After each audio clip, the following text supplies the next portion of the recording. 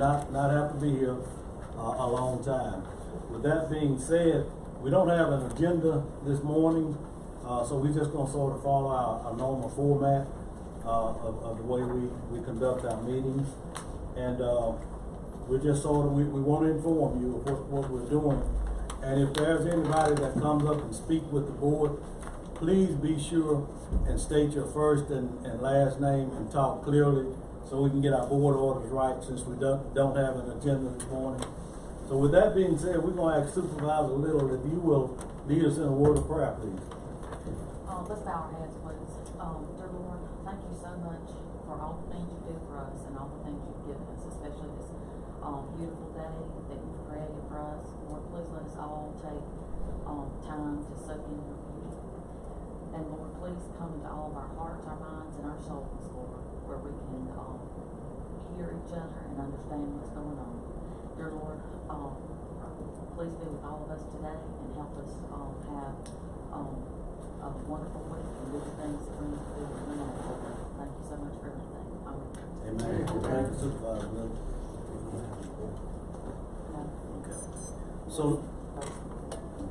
So next on the agenda, we'll have our citizens' comment period. If there's any resident that would like to come and speak to the board for up to 3 minutes, now is the time to do so.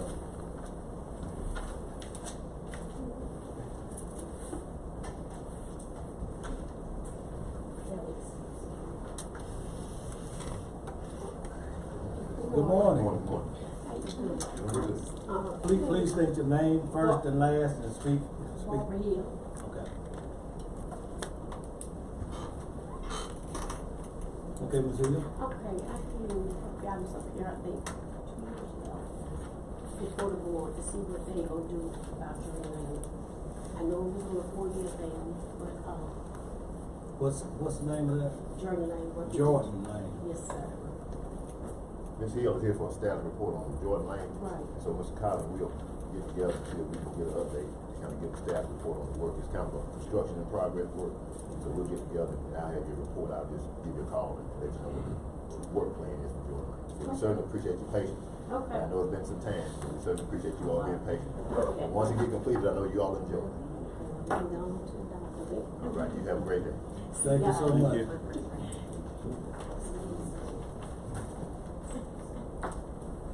Again, we don't have an agenda, but we've got some action that needs to be taken for our tax assessor collector, Ms. Jo Helen Walker. Good morning. Good morning. Good Morning, morning. My name is Jo Helen Walker, tax assessor collector for Monroe County. That would be this vendor agreement that's in. Yes, that is correct. I spoke to a young man by the name of Dean. He said he spoke for the board with the previous tax assessor, but at the time COVID was rampant, and the services that they offer, they would collect for the personal property taxes, mobile home taxes, and personal property taxes. And when I did the math, I have 813 mobile home receipts, 179 personal property. And with the personal property, we have to send certified letters, things of that nature. So the cost of that just for the certified letters is about approximately $2,000. And with this, the services that they're offered, it's no charge to us.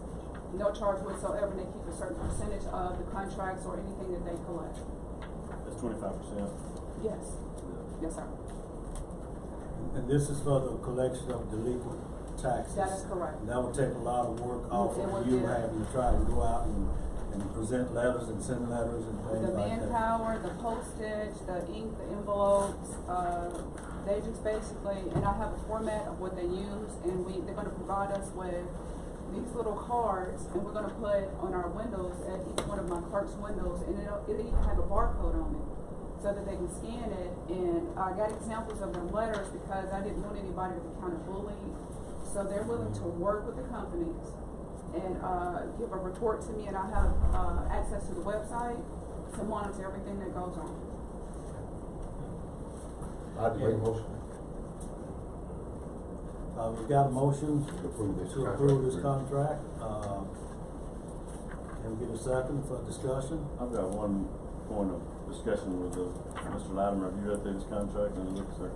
No, Rob did not present me with that. And I did speak with Rob about this, Friday.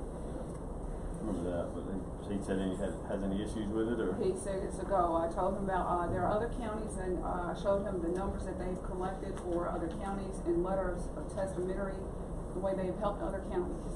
So that there are approximately, I can't remember the number of counties, but, and I do have letters if you all wanna see them from other counties. So it doesn't cost us anything, it's Not just one 25% that they collect? And they keep that amount, but there's those are examples. And letters of testamentary and, Do you think that some people may just have delinquent taxes for they just forgetfulness, or they just, maybe this is a company's job to go find that person that owns a piece of property in Ocklawaha County and? that I can't answer that because sometimes these businesses go out of business and they may or may not know there's a balance that's left. So that'd be hard for me to answer that question. But we have a friendly reminder to send them. Well, they will send them a friendly reminder. And if something needs to be squared out, they can come to the assessment office and we can see when the property needed transfer from one to the other and who's responsible for those taxes. This is just for personal property and mobile home? That is correct. It's not for land? It is not for land. The land sale will happen Monday. Okay. I see it. It's been moved and properly second that we enter into this agreement. All in favor? Aye. Opposes? Motion passes unanimously.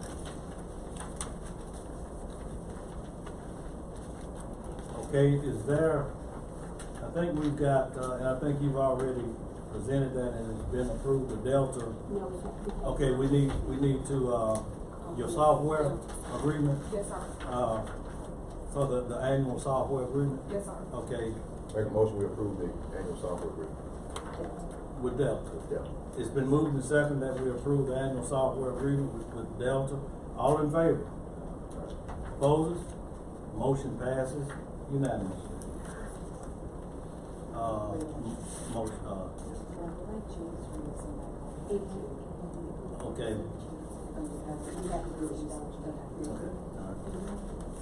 As I've got that and I'll forward it to And this company doesn't just handle the tax office, it handles the chancery court's office, clerk's office too. Yes, sir.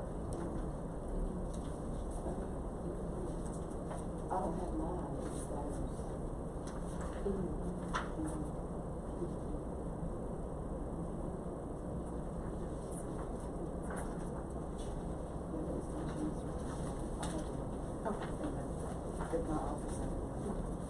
Is there anything else from our No, sir. tax assessor collector? No, All sir. right, well, thank you so very Thank much. you. Thank you.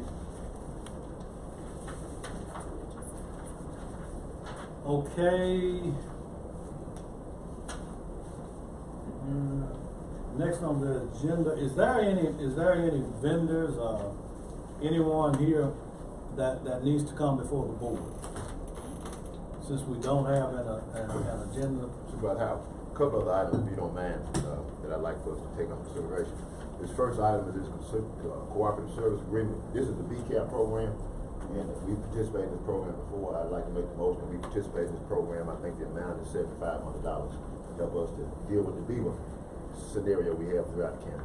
So I'd like to make that motion. It's been motioned, just a little bit more information. If the cost is $7,500, but we are able to apply for a grant and get that reimbursed. And this is the application to apply for that reimbursement Everything that grant. happened right there.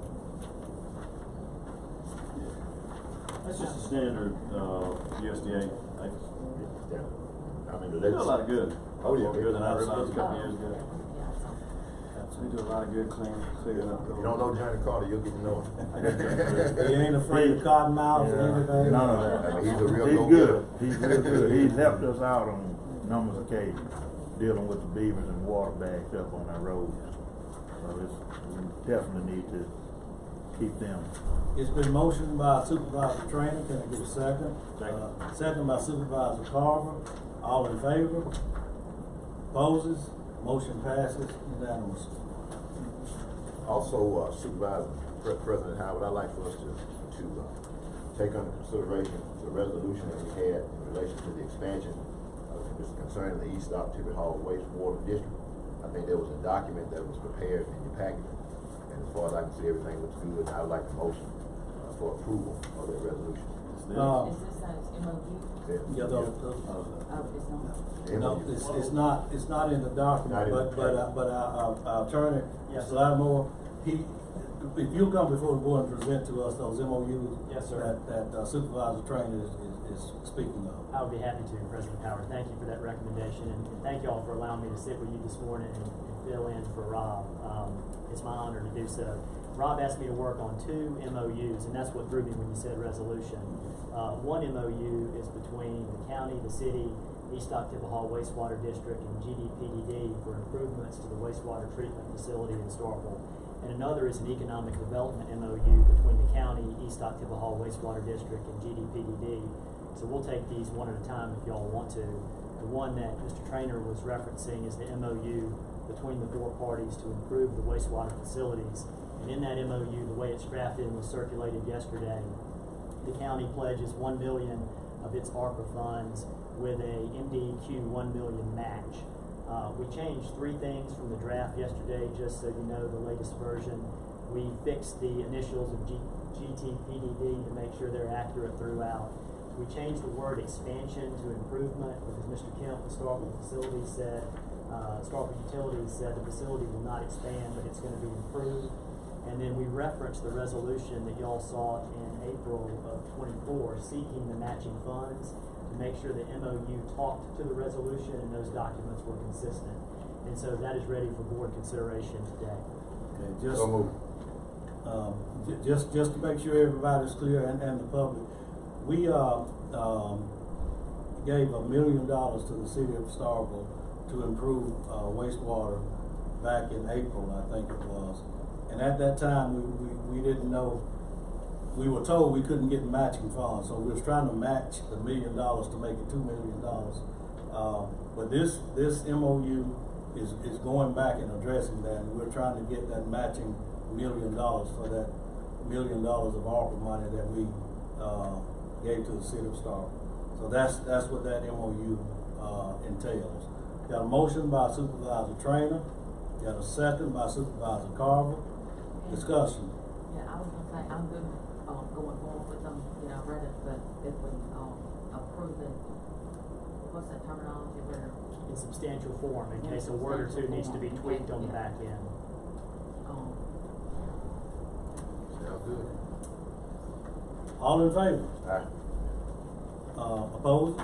Motion passes unanimously. The second MOU is between, the second MOU is between the county, East Octavia Hall Wastewater District, and GTPDD relating to a development on 182 by developer SFSP, a gated residential community, and also wastewater sewer line improvements to the Kelly Estates subdivision. In this MOU, the county pledges $700,000 of its ARPA funds, and MDEQ matches at $700,000. And so that MOU is also before you for consideration. Move the approval of the MOU. It's been moved to approve the MOU for the East Wastewater District. And I'll second it in its Substantial form. substantial form. And it's been seconded in its substantial form. All in favor? Opposes? Motion passes unanimously. Attorney, is that? That is what I was told to work on. Okay, Mr. thank you so President, much. thank you. Thank you so very much.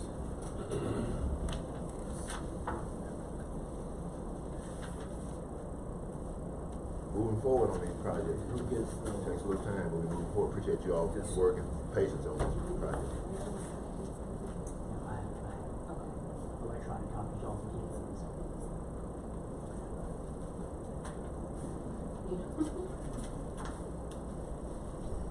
Okay, moving forward. Mr. President, I'd like to call, Mr. Clyde Pritchard to come, he wants to make a presentation concerning. Yeah, that's where I was headed next. No problem. Our state aid engineer, Mr. Clyde Pritchard. What I'm referencing is this permit application that we got from Garver and Associates. And there was some conversation that was had between Mr. Clyde and the county administration. And so we wanted to make this presentation, we wanted to the board to take action. That'll be fine. We've got a representative from Garner. Why don't you give us just a brief description? Sure. My name is Shannon Wells, and I work for Garver, and we are at 1076 Highland Colony Parkway in Ridgeland, and I'm here to represent the university on a roadway project that we call Artesia Road Extension. I'm not sure that'll be the permanent name once this was built, because they sometimes change names. But it's basically the easiest way to describe at the intersection of Octoc Road and the existing Artesia Road. This road will go a half a mile west through undeveloped land to connect to Hale State Boulevard. And it is an MDOT LPA project, so there are federal funds involved. And upon construction, the roadway will be owned and maintained by the university, like Hale State Boulevard. But I'm here because I submitted a permit to Ms. Farmer some time ago, and for a permission to connect the road to Octoc Road. So to perform work within your right of way, I need a permit. Now I will say this, and Mr. Pritchard, I don't think it was on the permit that you reviewed, but since the university requested that lighting be added on each end of the project, so there will be 3 light poles at the intersection with Octoc on our road, and 3 light poles on the Hale State ends. And I'll be glad to modify the permit to show those. That's lighting, that's not signal. That's correct. This is just, say, like pedestrian safety lighting. Of course, there's not I say pedestrian, there's not a walking path proposed, but just to illuminate the intersection, make it safer. As proposed, on the Octoc Road end, it'll be a 2-way stop approach. In other words, eastbound on my road, for lack of a better word, and existing Artesia will be stop controlled, and Octoc Road will continue to flow. No stop sign. This MDOT LPA, is that any cost to the county, or is this all?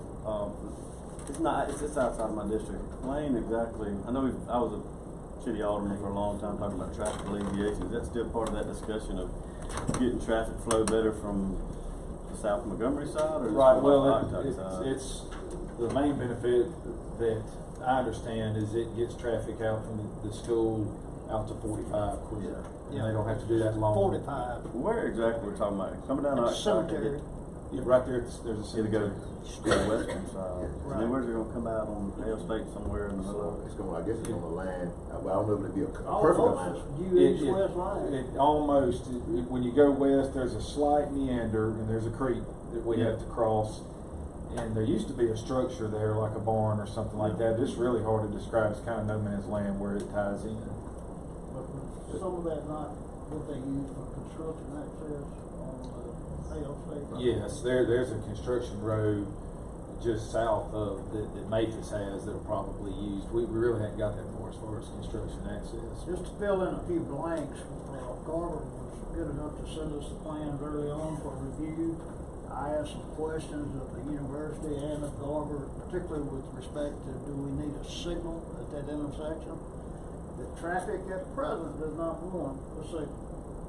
But, and it's in this email correspondence I got back and forth, I think in the back of the board's mind, similar to Poorhouse in South Montgomery, you need to be thinking about a signal in the future.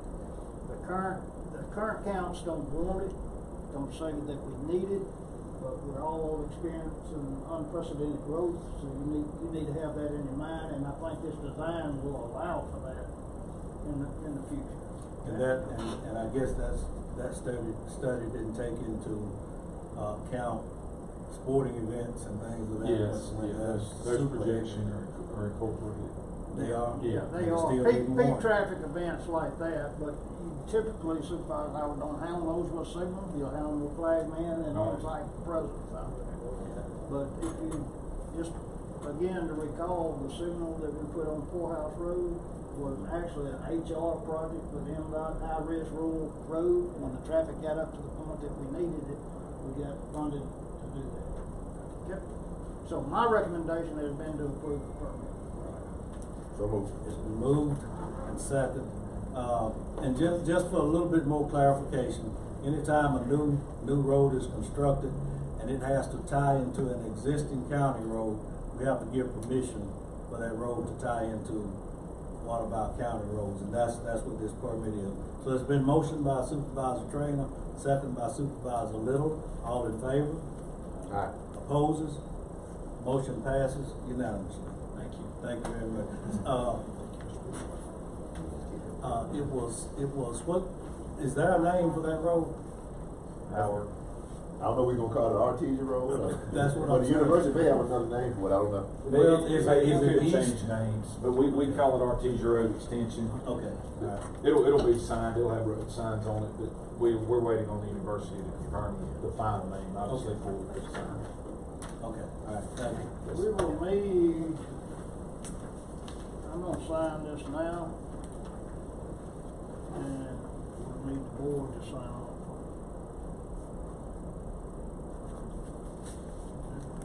On that permit, and I'll send you a copy. All right, I'll scan it. That's perfectly fine. Thank you. Thank you. Thank you so much. You got that. I've got it all. All right, Mr. Pritchard, while you're here. While I'm here.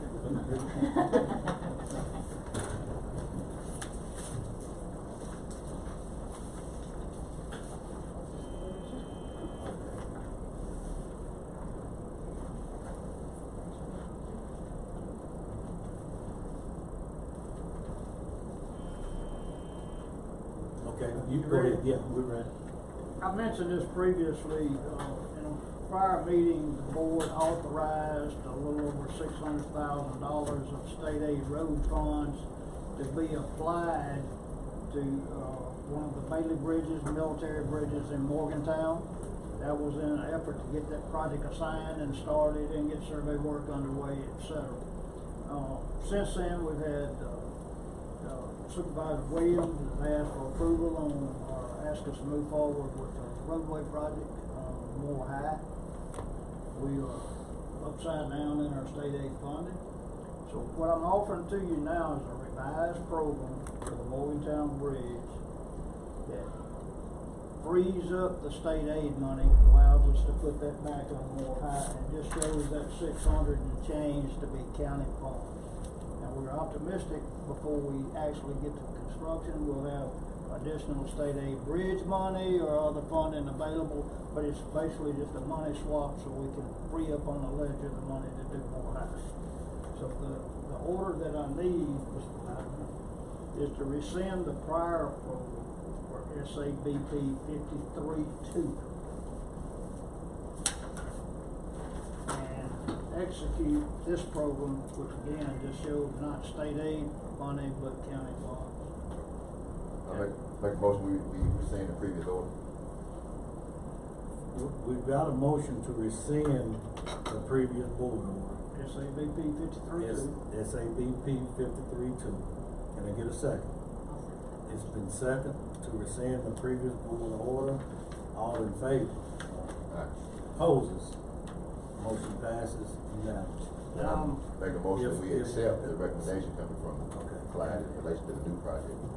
And we can do, I was gonna let Supervisor Little do it since it was coming out of her money, so, but yeah, we could, a board order is a board order. We've got a motion to, what does this? This is approved the new program for SABP 53-2. We need a motion, we've got a motion to approve the new order for SAB 53-2. Motion by Supervisor Trainer, second by Supervisor Little. All in favor? Aye. Motion passes. I will pass this Opposed? around. Motion passes unanimously. I need original signatures and this here and our blue stamp as always. Okay? And the only other thing I had, Supervisor Howard, you mentioned Douglas Town Road. What? What I would like to make a motion is, we had $1.3 million that was remaining in ARPA funds. we just allocated $700,000 of it to, the wastewater district. So that leaves a balance of $600,000, if my math is correct. And I would like to allocate the remaining ARPA funds to the Douglastown overlay project. So moved. It's been moved by Supervisor Trainer, second by Supervisor Little. All in favor? Aye. Opposes? Motion passes unanimously. People, that ends all the ARPA funds. Mhm. So all of our ARPA money has been allocated. Correct. What district is Douglastown in? That's District 3. All right, I have a question, Supervisor Howard. Right. That was, and to clarify, that was $1.3 million that was allocated to the Oktibbeha County Lake Dam that is now being moved, to these two projects. All right, question for the supervisors. We have Sturgis Maven Road almost ready to advertise. If I get that out quick as possible, it could be built this fall. We'll run up on temperature limitations for asphalt and what work we can do, but it's possible I can get that advertised and out. I don't think I can get Douglastown out from right now this fall. It's gonna be okay to advertise that in the fall and build it in the spring. Yeah, that'll be fine, because ARPA funds, as long as it's allocated by December 31st of this year, and it's spent by December 31st of 2026. So we will So we're advertise good. Douglastown in the fall for work to be done in the spring. Correct. There could be some economy in advertising both jobs at the same time, because they're in the same area. Do you want me to go ahead and press to do your work, try to get it out for this fall, or do you want to do the same thing and bump it to the spring? On the fall.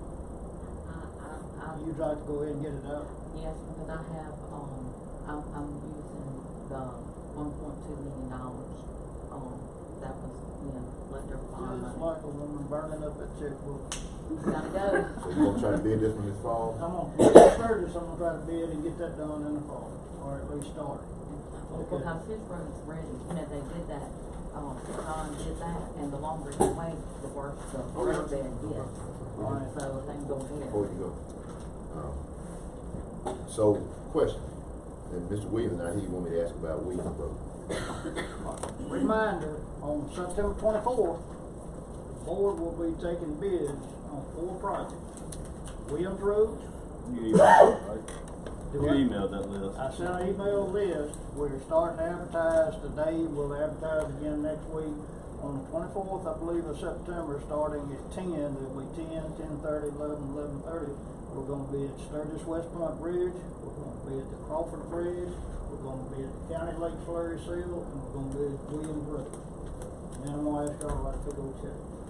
Well, question, I guess is a question, Mr. Collins. There was some discussion about the county replacing some pipes on Williams Road. Yeah. Will we be able to get that done in lieu of not having to hold up the bid once it's submitted? I think so. Okay, that was We are, a concern. we're pretty well, 3 of them we're pretty well ready to do. The other 2, I'm bringing to the board today. Okay. And my discussion with Vic is, we take bids on the 24th, if they're acceptable, we still gotta get contracts in place, and bonds in place, and the board, so he's got a little time to get that done. That was his concern, so. Okay? Can you One- email me and Deanna a copy of that? Yes, ma'am. And on that is that my route of communication with the board now, the 2 of y'all, how would you like for me to communicate? Yeah, and if you got any emails, just copy me. Okay. Copy me on. And one other thing, while, we got Mr. Pritchard here, we need an order from the board to do survey work on White Oak Lane, whether we have a problem with the ditch. We need to address that, and I've talked with Mr. Pritchard about it, and we need an order for him to survey it and get us a plan together.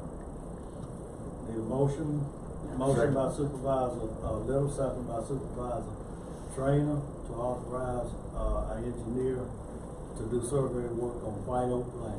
We'll develop a little plan for paved ditch pipe or whether try to remedy that situation that y'all been doing. Anything else, Frank? Now, well, let me carry this motion. All in favor? Opposes? Motion passes Question. unanimously. What's the status on ERBL? You heard anything? What I have heard is we expect announcements this week, Okay, that's great. and we're very optimistic. I was optimistic last time. Now, the other project I mentioned to you, did you get a chance to look at that from the, what was it? It was LTAP, the little email I sent you, transportation. You sent that, and Supervisor Little sent some of that. A lot of that work is geared to, multimodal, pedestrian, alternate transportation. I will say this, those programs are fine, but they're not something that we can put an application in 2 days. If we're gonna consider that type work, I need y'all to be thinking in advance and authorize us, say, hey, I'm thinking about this, and let us start preferably as much as like 4 to 6 months ahead of time. There's a lot of information that has to go in with those applications. And it's not something I can gather just like in 2 days to get off. So, think of those projects, get them in your head, feed them to us, we'll start doing the background work on them, and then come deadline date, we'll be ready to put applications. But you do have capabilities to do it. We do. Okay, that's what I. We just need more time to put it together. There's the standard thing that we talked about before, that the board's trying to address as far as codes and zoning and stuff and their scoring system, but basically we need to know in advance when to come for application. And so, the ERBR money, depending on how much we get, we might be able to reallocate some state aid money funds. Is that one of those funds we've been talking about? That's what we're trying to do. We have put an application in for 100% funding for the ERBR project across Constable River, at the Morgantown Bridge. We don't, and your legislature has put up $1.5 million to assist with that. Right now, number one, we don't know if we'll get an award, and we don't know how much.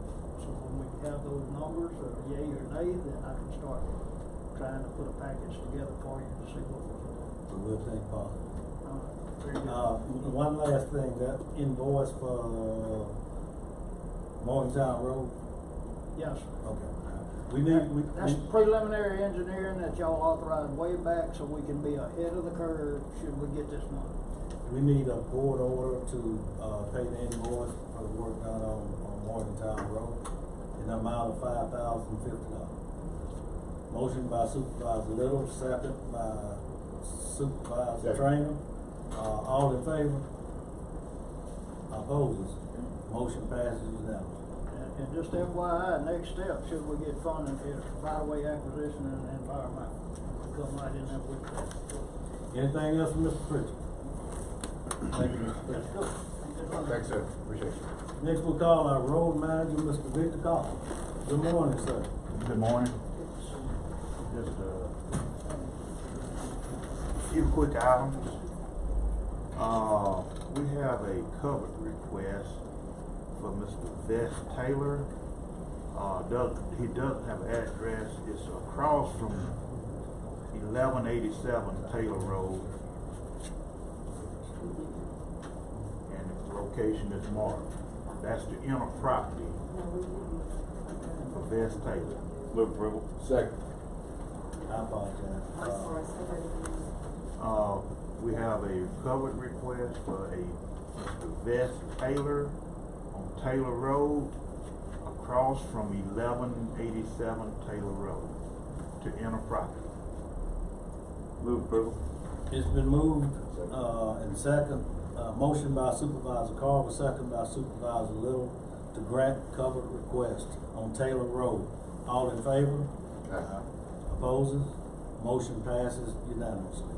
Okay, we also have another covered request for Miss Melody Love.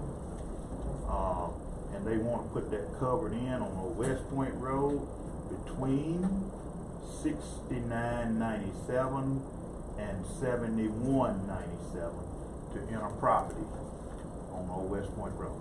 So moved. And it's going in between those two addresses.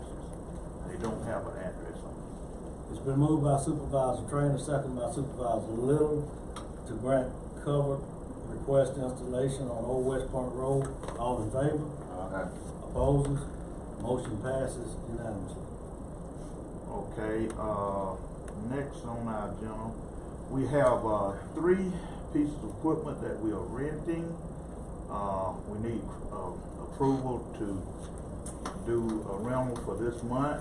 One of them would be a sweeper. We thought we was gonna have hours in.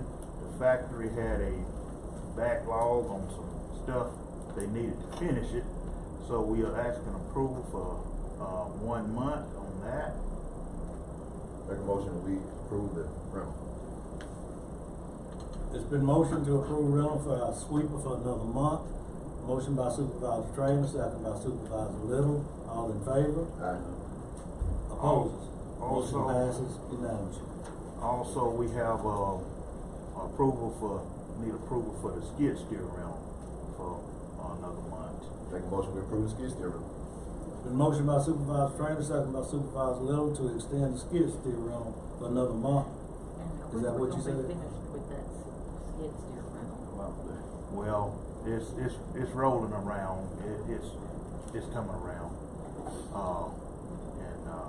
Just call in As our. long as we think it will do it. Yeah, well, they use it pretty well when they're cleaning up, the brush, that's what the biggest use for it. We don't own a skid steer. No. We don't have, but I know rental payments are going toward the purchase price. Anytime we do a long arm, we gotta rent a skid steer to get it picked up. Well, we've been had this one in rental now for probably about 6 months. Your request was for another month extension? on Yeah, that? month, Okay. uh-huh. All in favor? Aye. Opposes? Motion passes unanimously. So I think we have a motion and second already. Alright, and another month on the cat rubber tire roller. Make a motion, we extend the rental on the cat rubber tire roller. It's been moved by Supervisor Trainer, second by Supervisor Little to extend the rental on the cat rubber tire roller for another month. All in favor? Aye. Opposes? Motion passes unanimously. Okay, we also have, Are we going too fast? You want to slow down just a little bit? Okay, we'll slow it down just a little bit. Okay. Yeah, just a little. while she's getting that, let me pass you, these copies of this around. I think this.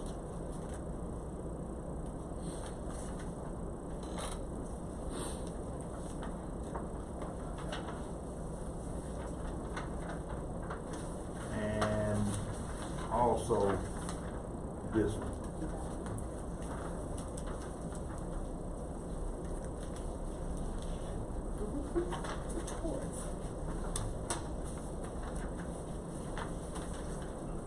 Anybody else need one? Just the same one. We'll do the mailbox first. We have an invoice for a mailbox that was damaged. And we could not find this mailbox ourselves. The owner of it did, and they sent us an invoice for the replacement of this mailbox that was damaged. I'm on 16 Section Road. I'd like to make the motion, we reimburse, the damage caused for the mailbox that was damaged by the road department. It's been moved by Supervisor Trainer to reimburse the cost of the mailbox damaged by the county. I'll second that. All in favor? Aye. Opposes? Motion passes unanimously. Is it the amount that's on here? Yes, that's the amount, yes, ma'am. Also didn't get it stamped, but we have a payroll change that, need to get board approval on. Now, on this first item, you said that this is the code. Yeah, I'm coming to that, I'm coming to that. If you would, get that payroll change around. Okay. Yeah, it's the same, it's the same. We've got a, order for payroll change. Make a motion, we approve the payroll change. It's been moved by Supervisor Trainer, second by Supervisor Little to approve the payroll change. All in favor? Opposes? Motion passes unanimously. All right, I think let's see.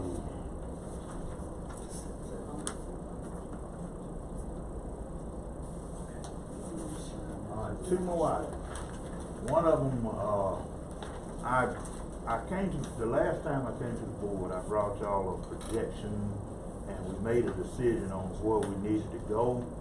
Now I'm bringing back to you a quote to get approved for the purchase of these covers on Williams Road. Need both of them, or just? This comfortable? Yeah. You need both of them, or just a two-time? No, this is a quote. These two different quotes at the Just same two different time? quotes. Yeah, no, they're from two.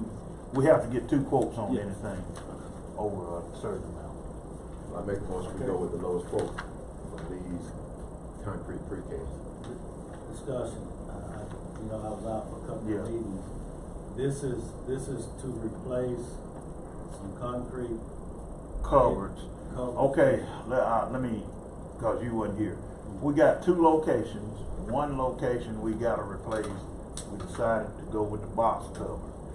Where it's two runs of concrete covers going across there now, and we had some trouble with them. They blew out back here a few months ago. We went in and did a temporary repair on it. We put some cloth in, dug them to the top of them, put cloth over them, put material back on top of the cloth, keep the material from going into the cupboard and washing away. We did a temporary repair. This, where it says a span of 8x4 box cupboard, we decided that would be the better cupboard for that location. On another location on that road, we got three cupboards in there, two of them being metal, both of them have the bottom rusted out of them. The 72-inch cupboard will be a replacement for all three cupboards at that location. Is that a typo? It says 72 inches? No, that's 72 feet. Okay. All right. Yeah, 72 feet. All right. Well, I'm sorry, that is 72 inches. That's how big around it is. Okay, I'm sorry. okay. No, it's actually 56 feet. Okay, all right, 72 inches Yeah, tall. yeah, 72 inches tall, 56 feet long. Gotcha. And then two end sections that go on each end of it. Okay. And the same thing on the box cover. We're using 8 spans with 2 end sections on each end to V them and make the water come into them. And my recommendation, Is this Williams? Williams Road. And my recommendation on those is because the water that flows through them, the metal covers won't last that long enough. They got water going to them that's gonna rust them out and eat them up. And that's why we recommend going back with the concrete covers. This will come out of maintenance or? It come out covers. We've got a motion by Supervisor Trainer, second by Supervisor Little. All in favor? Opposes? Motion passes unanimously. One other, this is just a reminder, I can't make a recommendation on this until I kind of see where our new budget leads us. But on our tree cutting with where we have American Arbor contracted, we are actually close to running out of trees on that. So just give you an idea, we need to think about where we're going on that. Running out of trees or running out of funds? Running out of funds. I mean, well, what we do is we allocate so many trees. No, we ain't running out of trees. I did get pertaining to that. I got a call this morning wanting to know if we opened that up for bid because they would like to bid on. Yeah, we hadn't opened it yet, but I guess after we turn over in our new budget, we need to advertise again. Okay. What, talking about that, identifying, It's just in 2 districts, 567 trees in right away that are dead or dying, and going into the winter and windstorms. We talked about looking at a bucket truck, 60-foot boom around $200,000, and then a skid steer. I mean, all this stuff going in my mind, going, if you don't cut them, it's just going to get worse and worse. Oh, yeah. You know? So we They don't are. know what's fixing to happen if Well, the beetles spread. I think Supervisor Trainer asked me to bring a budget number back to the board, and I'm going to bring that number back to the board on the first board meeting of what it would, to employ 3 other people to manage the truck. Is it new hires or is it people that you Well, already have? that would be probably new hires and transfer. How much to roundabout do we pay for a tree? About be- 700 a tree. That's to be picked up and hauled off? Yes. All cleaned up. Do they have how much money was budgeted for that line item? Well, basically what we've been doing lately is pulling that money out of the money, use tax funds. So we can't, after this time, I've got a little bit left, but after this time, well, I won't have that money. So, What do you mean you won't have, that's the because $899? we're gonna use that money actually to take care of the bond that we applied for. So I won't have that to use that. So what I'll have to do is, on all contractual service, I'll have to go with what allotted in the budget. And so when that budget allotment is gone, you know, we'll have to stop or do something else. So that's why my recommendation was to purchase a truck and kind of use that to work on. And if we need to put a few trees in our budget to do on stuff that we can't handle, where you need a crane and all that, then that's where we'll contract that out. It would save us a good deal of money on contracting that out. That's what I was gonna ask, which way are you leaning, you think it'd be better to I'm leaning contract it out? to probably purchase a truck and then contract out what we cannot handle. But when we get those numbers, Yeah, we find out. I'm gonna get, I just gotta get with Michelle so we can work on what the cost and what would benefits and all. You know, I could work on a number, but I would have to get with her to do the benefits. And I'll get with her when she's not doing payroll, and so I can sit down and, kind of work it up. That's a discussion, that the board would have to have during our budget Yes, work and that's what I wanna. Because those are gonna be forever reoccurring costs now when you start. Yeah, So we need to make the only sure. thing won't be a reoccurring is the truck, Yeah. once we purchase it, and then it'll be there. And as for the skid steer, we have it should be at a number where it's in our purchasing range, I'll say it that way. I'll know that later on this week, where it sits at. And could you check, just to make sure, maybe not, but make sure we won't have to have special type insurance Yeah, for these yeah. employees that'll be taking I'll down have to, these trees? I'll have to get with Miss Deanna, and we'll have to kind of check into that. Okay.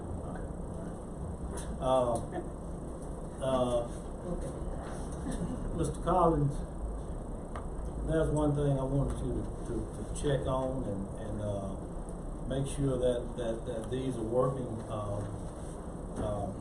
pretty quickly. The GPSs that's in our county vehicle, Okay. can you check all county vehicles that's equipped with our GPSs? Yes. Make sure they're all working, and also, if you identify any other vehicles that you feel like need to have those GPSs installed, would you do that? And, make sure we can, who actually installed them and services our GPS? We was using. Security Solutions? Okay. Well, would you And, get? I didn't, not cutting you off. Mhm. We also, I didn't bring it with me, but I do, and that's something I'll bring up during budget session. I did get a quote for them for cameras to monitor some of the damages that we're having, and basically purchase them and then turn it over to the sheriff department for managing the monitoring. And, I got a quote on those, and I'll have that at the budget workshop, and then we can go from there with that, if the board decides that that's something they wanna look into. When you say managing the damages, Well- you mean maybe like accidents that happen? Well, trash damages, Maven Sturgis Road, those brand new signs that was put up during construction time, you know, when you do a state aid construction, they replace all the signs. Well, a lot of those signs have been knocked down, painted over completely. We had to go back and replace those signs. And they, you know, that, you get into a good deal of money when you're doing that. So you mean cameras, installing cameras on the Install- signs or somewhere in the area? Somewhere in the area to Okay. monitor those, and then, once we get a truck, we can be able to put those up and take them down ourselves. Okay. We wanna put them up high enough that they don't, you just can't walk up to them and steal. Yeah. I can immediately think of a location where something like that would work. I have a continuing problem with people dumping loads and loads of old used tires, Yeah.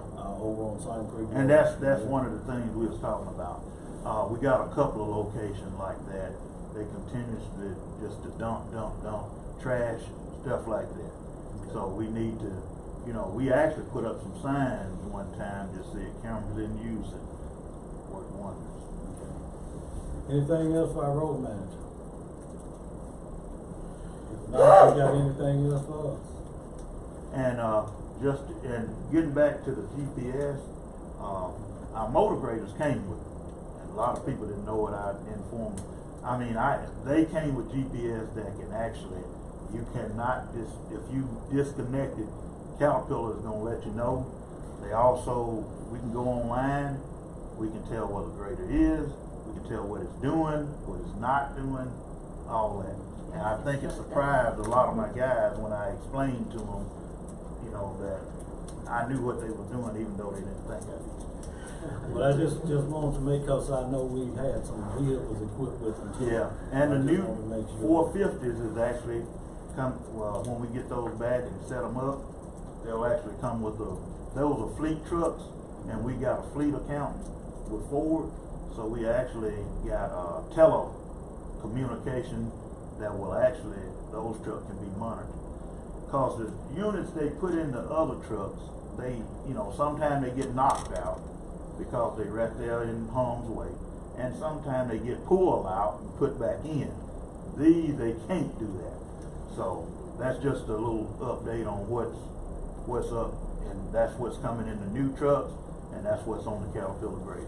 I know, and part of the reason I'm asking, I know with the garbage trucks that there's cameras and GPSs. Yeah. And so if somebody make a claim like, well, the garbage truck did this or did that and Yeah. damaged this, you can, one, pull the camera footage, two, look at the GPS and say, well, Yes. listen, that truck wasn't even In that area, you know, yeah. in the area at the time. Cause we had a claim, a lady called me and claimed that a truck, it was down a private road and looking, and I got to check, and it wasn't a truck. Come to find out, it was the tax assessor. So, She yeah, said it was they a county come in truck and it had county name on it, and it was a tax assessor.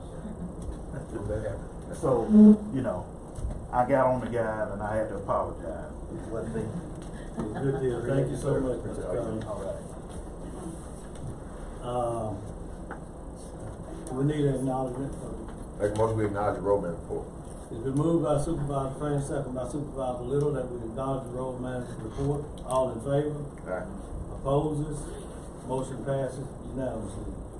We're down to Chancellor Clerk business. I don't have anything going on. Okay, nothing from the Chancellor Clerk. Well, we're now down to, our county business, administration business. We got a chief deputy that wants to present some payroll changes. Will you keep these? Okay. Yes, sir. Maurice Johnson, Chief Deputy. Got 3 payroll changes for 3 employees. The money is currently in the budget. It's just removing Greg Pritchard. We just need to. Okay. Moving. Okay, yeah. Okay. Moving. I tell you what, you can say it, but don't say any names. Okay. So moving one guy from patrol to investigation, and moving another guy from road deputy to a supervisor position and another one to a supervisor position. Okay? Make a motion to approve the payroll. Three change. employees. Okay. My bad. It's been motioned by Supervisor Trainer, second by Supervisor Little to approve the payroll changes. All in favor? Aye. Opposed? Motion passes unanimously. Thank you. And I apologize.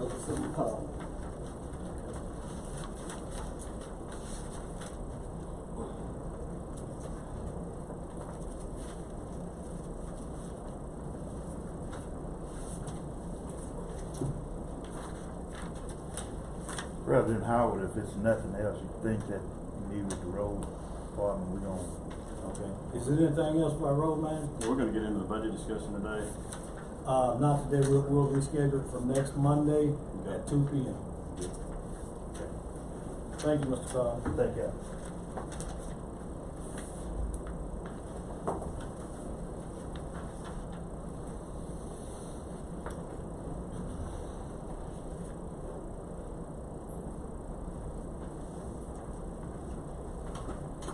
Okay. I've got a few things that's coming from the administration. One is we need a board order to set public hearing for September 30th at 6 p.m. That's for the second public hearing for the Octavia County Lake levy. September the 30th. September 30th at 6 p.m. Where's it gonna be? for the second public hearing. Safer. Yeah, if, safe room should be lighted up. And that's what we were last time, right? It is. September 30th. 6 p.m. Second public hearing on county levy. I'll make that motion. Second. Second by Supervisor Trainer. All in favor? Motion passes unanimously. The next thing is, this is just to inform the public that Butler and Snow will be here next Monday, August 26th at 9 a.m. to deliver the report on the Octavia County Hospital and make a recommendation. That's So, on the 26th. on the 26th. That's a which is regularly next Monday. scheduled board meeting. Yeah, we'll schedule that. We'll make that a board. It's not a regular schedule, but we will make that a scheduled board meeting. What is the next budget meeting? The budget meeting will be that same day at 2 p.m. 2 p.m. We're gonna be in meetings, all day.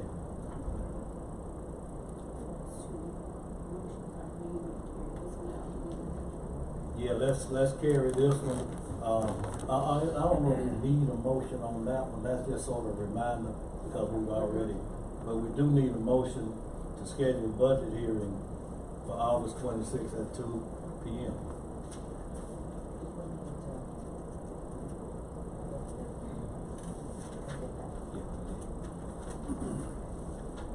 Okay? On that budget meeting at 2 p.m. meeting, I may be a little late, but y'all go ahead and get started. I'll get here quick. Okay. So, yeah, it's up to the board. 3 o'clock we finish. Okay, all right. Okay, I make a motion that we set our next meeting for 26 at 9 and our budget meeting for the 26 at 3. It's been moved by Supervisor Trainer, second by Supervisor Little, that we set meetings on the 26th for 9 a.m. and 2 p.m. All in favor? Opposed? Motion passes unanimously. We need a board order to advertise for a county administration position. I make a motion that we advertise for county administration position. It's been moved by Supervisor Trainer, second by Supervisor Little, that we advertise for county administration position. All in favor? Opposes? Motion passes unanimously. And now, at this particular time, I think the county is gonna need some assistance with professional help to assist us with our county administrative duties. And so with that being said, I'm gonna make a motion that we enter into a professional contract with Golden Triangle Planning and Development for professional assistance at $80 an hour to assist us until we can get a new county administrator hired. That What- need a motion. What is the contract? What all does it say? The contract says this contract is for professional service entered into Golden Dragon Planning and Development District, herein referred to as the provider, and the Octavia County Board of Supervisors herein referred to as the client. The client hereby engages the provider to provide the following service: assist county officials and department head in formulating and developing county budget, prepare tax calculation worksheet for tax levies using recap printout from the tax assessor's collector's office, prepare recap of tax levy, prepare estimate revenues, expenditures, and cash balance worksheet, assist the county officials with the required public hearing for the annual budget, review comparative budget reports as requested by the Board of Supervisors, and discuss items concerning. The provider agrees to provide the client with these services as described above in exchange for consideration in the amount of $80 per hour. It is the understanding of both parties that the majority of this work will be completed in the months of July through October of each year, depending on if we so choose to. That was my question. I think it needs to be limited to at least until we need to put a time frame on it. Of course, I know there's a time frame on that service anyway because we rehired at the beginning of the year. But at the same time, we need to have an understanding that we are already issuing an order to advertise. So I'm hoping that we're going to be focused on getting a permanent person in that position. Now, this position, does it specify who's going to be providing those services or just PDD? PDD, but PDD has staff that's highly capable, that come with a good bit of experience in doing this type of work, along even with audit type of experience. So my next question is, Ms. Deanna, do we need this assistant? I think we need it now. I don't know future references because that's the county administrators. But as of now, because of the time and the things that needs to be done for the budget to complete it for the 24-25, I would suggest yes. Future, I don't know what to say about that because you'll have a county administrator who will do that. Well, Yes, that's what I agree with that. Yeah, I agree that once we have a county administrator in place, we don't need that contract. and I don't think it would be fair at this moment to dump all of that in on Ms. Deanna, with her not trying to handle control duties, and so I think this is a service that would be very beneficial until we can get a county administrator. Just on a limited time. Well, I understand that, but I mean, I'm not looking for fair. I mean, we don't get to talk about fair, what's fair. But I know what's good for the county. And I know that this process right here can have some negative implications on the county. I just want to do what we can to go through it. So if Deanna said we need the assistance, I'll be the first one to say we do, but we do need to put a time limit on it. And our priority ought to be getting a permanent county administrator in here that can operate this county. But I think that's what the board is aiming toward. I agree. Because the PDD is limited. I know some people think they're unlimited, but they're limited on scope. The thing they can do. Does the former administrator, Mr. Garrett, work for the PDD? I'm not sure, but we don't want to go back. We want to go forward. Yes, I think, Yeah, I'm sorry. no baggage. I think by the board motioning to advertise today shows that we're not dragging our feet on this, that we're moving forward, we're looking for a county administrator. We've heard from Ms. Deanna that we do need those services right now. But when do you expect to have a permanent administrator in place? Because the board can do 3 votes and do anything they want to. I'm thinking Yes, just as well, soon as we we got- get enough applications. Yeah. You know, how long is the time frame for applications to be sent in? I mean, you don't have to do anything. You can do what you want to do. You can appoint somebody county administrator tomorrow. I don't think so. I think you need, typically when you have a position like that, I want to get 3 to 5 applicants, serious applicants as a board, come in and have interviews and pick somebody that was the most experienced and qualified. But I'm not really one of those people just want to expedite the process or appoint anybody because you can or want to. But the precedent has already been set. We didn't follow no rhyme or reason on what we did. So the board can do whatever they want to do. That's what I'm trying to get y'all to do. But you all need to let everybody know what the board's intentions are. I think with the precedence has been said, that's how we've advertised in the past. We've accepted the application, reviewed the application, interviewed the applicants and made a hire. So that's what we've done in the past. Well, I just want, hey, people talk about being accountable, I know we all on camera here, but I think the public, this county needs to have the best county administrator that we can get. And I do think we got some people that's employed with the county that would be good candidates. And I want to encourage any county employee that's currently employed with the county, that has a desire for this position, I think they should pursue it, because Occidental County has resources to prepare them and get them acclimated on what they need to do in order to be successful. And I agree, and that's why your statement to let's appoint one today, I don't think you give everybody an opportunity by taking that action. I didn't say, I said the board could, you can do whatever you want to do. Okay. I mean, because we don't have nothing stops you from doing it. That's true. That stops you from doing it. I think the better process, in my opinion, would be to do like we've done in the past, put it out for applications, accept applications, try our best to identify the top candidates through those applications, interview those candidates, and then make a decision from there. That would be what my recommendation would be. Two questions. One, as we navigate through this process and open meetings law, I typically like to see information before we vote on it. Is it legal just to send out, as long as we don't reply or anything, can we send out contracts throughout this as things go? Because some things they didn't make it to us on email, I would like to maybe seen that, or any of these other things that Victor had, but it's legal for him to send out, as long as we don't start discussion on that. Yeah, if y'all reply to all and start group discussion, that is a virtual open meeting, but as long as you don't reply to all and just use it as an informational.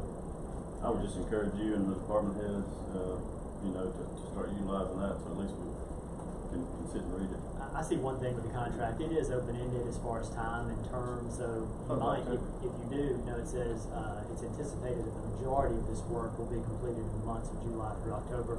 So I might suggest adding a phrase that says client may terminate the contract at any time within 30-day notice to provider. And that way, when you hire your full-time person, you can terminate it 30 days out. I'll make a motion, we approve that agreement with that additional language added. That And amendment. what's the term that we're gonna, that we use? In substantial form? Yes, I keep forgetting that, in substantial form, or we can go back and we can. Explain that. What does that mean? Is this a work in progress? Yeah, well, so on the two MOUs, since there's so many parties at issue, the thought was to approve those in substantial form in case a word or two needed to be tweaked on the back end. I'm not sure that's needed on this one, Supervisor Little, because it's just a one-pager. And if y'all are good with that amendment, I can just write that amendment in. Yeah. And that can be a part of the contract that y'all agree to, and that way you lock it down. Okay. We need a motion. Is this just specifically for the budget? That's just specifically for budget, and I think it was one other duties that we. This is, but you can use for anything that it says for administrative duties. So anything pertaining to administrative duties. Even to the point, because tomorrow, we've got an audit. And, I know there's personnel down there with audit experience that actually has been an auditor. So, even along those lines, that's part of the administration. So anything that administrative wise, we can use. That being said, we need a motion with the amendment. Motion by Supervisor Carver, second by Supervisor Little. All in favor? Motion passes unanimously. And I'd also like to make the motion that our president be given the authority to deal with administrative things that fall outside of the scope of that contract, and making whatever decisions need to be made in order to keep the county functional. Whether it be something as small as a day-to-day decision by way of a phone call or whatever needs to happen, and be the main point person until we do appoint a permanent administrator. I was gonna ask, Working in conjunction with county administration.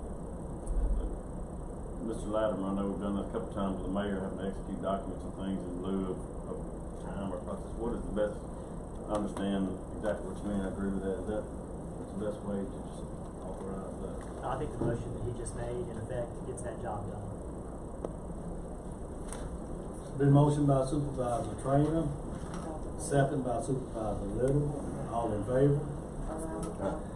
Opposes? Motion passes unanimously. Just one other quick note. Supervisor Carver and I traveled to Jackson last week for our budget hearing, bond hearing, and everything went smooth. Everything was approved. The monies should be in place around the first to second week in September.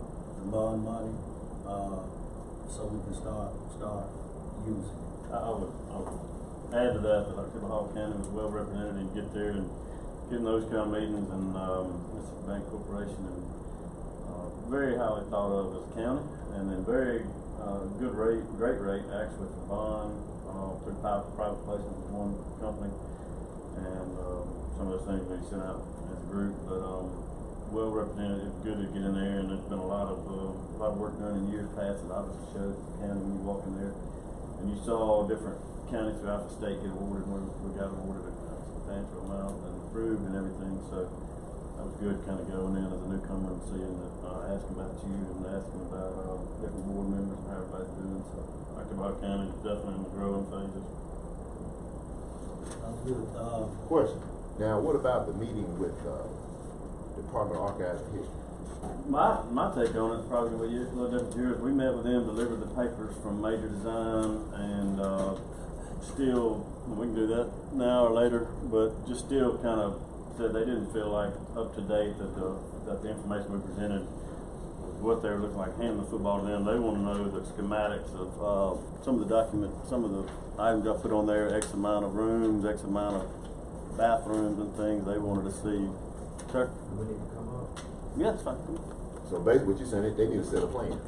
They just said that at this point they didn't feel like the documentation was sufficient for what they're looking for still with the state, and that to date, I mean, this is verbatim was said, they finally just felt like the information was stirring, the pot was simmering. They didn't feel like they received, they didn't feel like they had received what they were asking for yet. Even when you all delivered this document to them? Yeah. So that what- was not, that's what he So said. what do they want, a set of plans? I mean, This is what they said, like all this verbiage right here, which is says, Justice Court. Yeah, Justice Court Office 7, like where are the locations of them, how do they fit into the existing building? My take on it, this is, two people in the room, I thought they felt like that building was, has a lot of issues, but it's structurally sound. So the renovation cost would be what they would need. They don't really, either way we want to fix the project, but the $28 million renovation is more than new construction.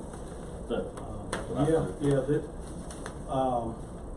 they want that building as fully vetted as possible, completely vetted for the demolition process, for the reuse process. Could that building be used for any other functions in the county? Could we tear down another building somewhere on that campus and build what we want to build? It was stated pretty heavily that is one of the more sound buildings that they've ever. There was some conversation, but they did say that there's a process that has to be followed in order for them to get to a recommendation. Question. What did this board want to do? this is not the board talking, this is Ben Carver talking. Tell me what Ben I Carver think did. that building is in horrible shape. And so when I went down to Jackson, I was surprised to say we utilize buildings in way worse shape than that statewide all the time. Me walking, I was shocked that day I walked through with but I guess my eyes see it as worse than it is. So they were saying this building's extremely structurally sound, and they brought up their PowerPoint and they brought up pictures that day when they walked around. So I kind of disagree with that because I look at that building as needing major demolition. I was surprised. They were like, oh, we use buildings much worse shape statewide. So I don't agree maybe with them on that. I would rather just tear it down and build a new one. I don't know if that's in the interest of the state, but personally, that's just only me.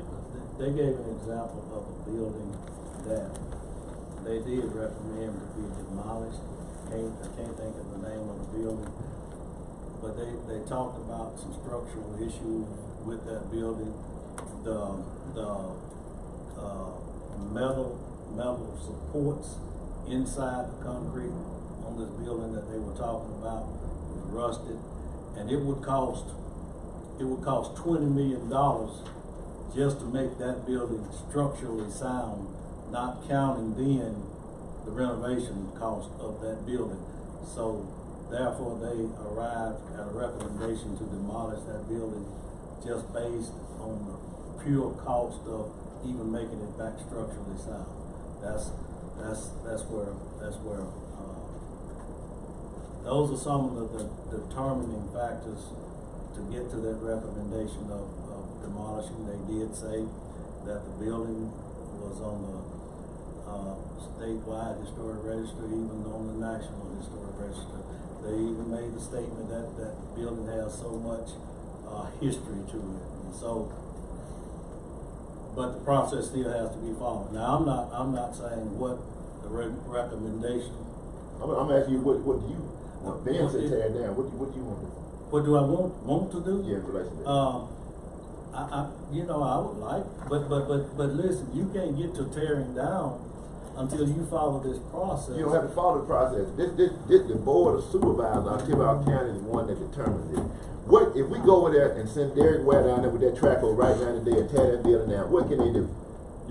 They can't do nothing. Sit as a rubble. You can't rebuild on it. We don't. We just need to get the building demolished. Do you want remodel? Okay, this is what I really want to do. Oh, tell me. Because I am Go with it. new to the board. And you tired of working with this thing, like we are. Yes, and I was fixing to say, and I don't know that any of us, honestly, have a clear direction in which way to go. And I have not been fully drawn through the whole process of what all of our ideas, if that's something we want to go. I do know space is limited. And I've brought up before that, we do have some county offices, other places that they may be bad shape, but we could refurbish them to give us some more space. And I just feel that this has gone too fast, too quick for me. Because I don't even know what we want to do. And I do know we need some more space. But I just don't know about right now in the midst of what I feel like we got a lot of other going on.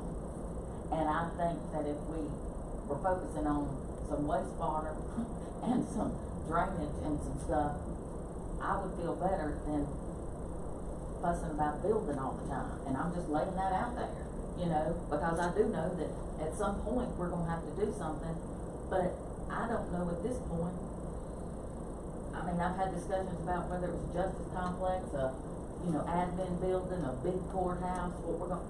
Like I said, I just think that we have jumped the gun in doing plans for this, plans for that, redo the plans for that, redo these plans. I think us as a board have to be consistent on what we want and all get together on we want X, Y, Z. We want it laid out like this. We want to do this. What we want to do. We got to figure out what we want first, and then decide if we're going to do it. Because if we're going to do a building, if it's $20, $30, million or whatever, that is a lot of money to me, and I just want to make sure that it's all done and laid out the way we want it to be. I feel real rushed in the whole process that we started going back and forth about, well, we just need it for this, or we just need it for that. I want to know what we're going to do, why. I don't feel real clear. Y'all know I ask a lot of questions, and with that kind of money, I just want to be real sure on which direction it's going to go. Well, here's my suggestion. I'd like to make a motion that we authorize Major Design to request proposals for demolition of the Felix Long building. We know that's going to be $550,000. We need to tear that sucker down. I don't feel comfortable making that proposal going to. And all it's going to cost the taxpayers is $550,000 to tear it down. and remove that building and put grass over there. What do we need RFPs for demolition for? Like, why can't we just all? Cause it's it's $500,000. And the county, I mean, at least the county force is not gonna be able to do it. You need to, cause you gotta have asbestos and other stuff, and then you gotta have it done professionally. So, and you gotta have somebody to oversee the project. And I think Major Design's already here. Can you demo something without asbestos in it legally? They gonna go through whatever the proper steps to remove it. And I now, think if we the state need to auditor have say we a can't do it, that's different. If the attorney general say we can't do it. But I'm not concerned about what Mississippi Department of Archives and History say, because they're not spending a quarter on this project. We need to tear that building down right now, and then when we get it torn down, then we can decide what we wanna do after then. That's my motion. All right, and I wanna ask our attorney, have you dealt with anything like this? What is the legal standing on anything like this? I would have to look and see what, if any, jurisdiction Mississippi Archives and History would have over demolition of this building. Or whether that would be solely in y'all's discretion and they wouldn't have a say in it whatsoever. I just have to look at that issue. And liability of asbestos. Yeah. Because That's I usually do know that professional. it's in a historic district, Right. and that's brought the whole thing up, and it's on a national historic thing. Sure. So I'm just, Can you I tear don't down? wanna do anything illegal. Sure. I'm happy to look at that if y'all would like. But I know the mayor if you- has already said she would like for it teared down. So that's in our favor. Because the building is sitting there, and it's an eyesore, it's a liability. And I tell you what, have you been over there lately? When I went to John's father's funeral, I drove behind the building, I was just embarrassed. Rocks and. No, the grass growing up high. I'm agreeing with you. Here's the And thing. the building just, I mean, I don't know who was thinking, I mean, just an embarrassment on all the citizens of Altivar County that we got a piece of Isn't that our property. fault, cause we didn't cut the grass? Well, not, but I'm just saying, this thing is drug out, but we got to tear the building down. I'm saying we need to find out a legal standing before we do anything. The board of supervisors, they elected us to make this decision, and we waiting on somebody else to tell us what we wanna do and what we can't do. But I don't know that that's legal. It is legal. I'm telling you, it's legal. I don't know, as I sit here right now, whether that's legal or not. I'd have to look at it just to make sure. Y'all will learn one thing, and again, I'm pinch hitting and just keeping the seat warm for Rob. But when I tell you advice, I want it to be rock solid, and I don't want to guess or speculate. So I would want to look at the issue before conveying a final opinion on that. And you can take it to Facebook, all the Facebook folks. I said we need to demolish that building as quick as we can. Yeah, And just see what the public sentiment is. And that might be the right thing. And I We don't need have to a problem with it, legal. I just don't wanna do anything that's illegal. Well, That's my only you said concern. you said you were confused about us not doing anything. We scattered, going different And places. that's what I'm saying. So I that- make a motion, we get Chris Latimer to find out if that's legal for us to demolish the building. Well, Chris is just filling in. We don't even have a contract. No, you up in the free. Let me. Wait a minute. I'm going to tell you my opinion, it's not one of my top priorities, I'm just gonna be honest with you. Well, I know that. That's not one of It's my top not. It's not either. priorities. But I do know we can't let the building continue to just stay over there like it is. And the building, I've dealt with archives and history when I work out on campus. And if archives and history come back and say you can't do it, you can't do it. Now, I hear you talking, who runs the but campus? I'm not Who going. runs the county? Who's elected in Altivar County? At this point, our attorney will do some research and come back to Okay. us and let us know whether or not it's legal. Okay. Then we can make a decision following that, Okay. but I'm not gonna make a decision sitting here at this board table. So- Well, it cost $550,000 compared to 23 million. Yeah, Hey, and like I said, if it's legal, you know, I say let's roll, get rid of it. But, I make a motion for Chris Latimer to check into the legality. I'll of second tearing the that building down. it's been moved by Supervisor Little and second by Supervisor Trainer to have the attorney to check into the legality of the county moving forward without authorization from archives and history To demolish the old Felix Loan building. And maybe check if it's on City of Starkville. I mean, with the registry to make sure it's legal. Well, We already know it's on the city of we already know Starkville. No, I It's mean, on legal to record. tear down a national register of historic places. I mean, Well, I don't think City of Starkville has that determination. I don't think they don't. Well, hold City that. of Starkville in 2016, submitted an application for that building to be placed on archives and history's list. It was approved, the building was placed on archives and history. Without our notification. Well, I don't know how legal that is, you can No, check they into the said- legality no, of that. Cause I was a little upset about that, Mhm. wondering how that got on their registry Right. without us knowing. And they did bring it before us, and I forgot the date on it, it was, 14, 15, and they went out and that's when, yeah, they did it, and it was on the consent, it was just a little thing where the board said that they, you know, that they gave them permission to. Our board said that? Yeah, it was like in 14 or 15. You may want to research that, you on the board, to see if that's right. And, when they came, they put everything that was in the city, they did it and they encompassed everything in the city. And it was put on that registry. But I thought the same thing, cause that was my first thing. Who gave them, where did the permission from the county come to be on that? Well, one reason I historical think they register? did it was because if you can get it placed on the historic register, you're now eligible for grant funding, to receive grant funding for that building and that, The more historical and that buildings area in the over area. there. So that's why it was submitted And to it be didn't placed cost on the there. county money. And that's almost a death sentence. If you get it approved, then it's an act of Congress to, but she needs me to restate that motion.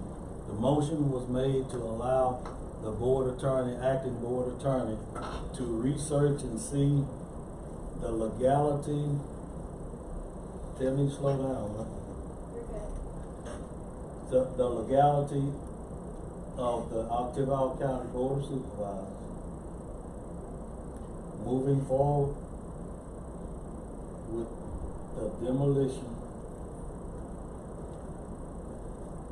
of the Felix Long Memorial building without approval of the Mississippi Archives Department of Archives. It can't be no worse than dealing with the railroad. You ever dealt with the railroad? Oh, yeah, and let me tell you that. And you know what I did with them? I just did what I wanted to do. But the road that we needed, they weren't using the track no way. It may come back to homes. I mean, hey, I don't know. That's what I was gonna say. Don't ever bet We against the play railroad. different ways. Don't bet against the It may come back railroad. to homes, but the road fit. True. Folks enjoying the road. We've got two, Level training. Okay, all in favor of the action for our acting board attorney? All in favor? Opposes? Motion passes unanimously. We've got two EMA pay request changes. Better walk to the full payroll. It's been moved by Supervisor Trainer, second by Supervisor Little, to approve payroll changes for EMA.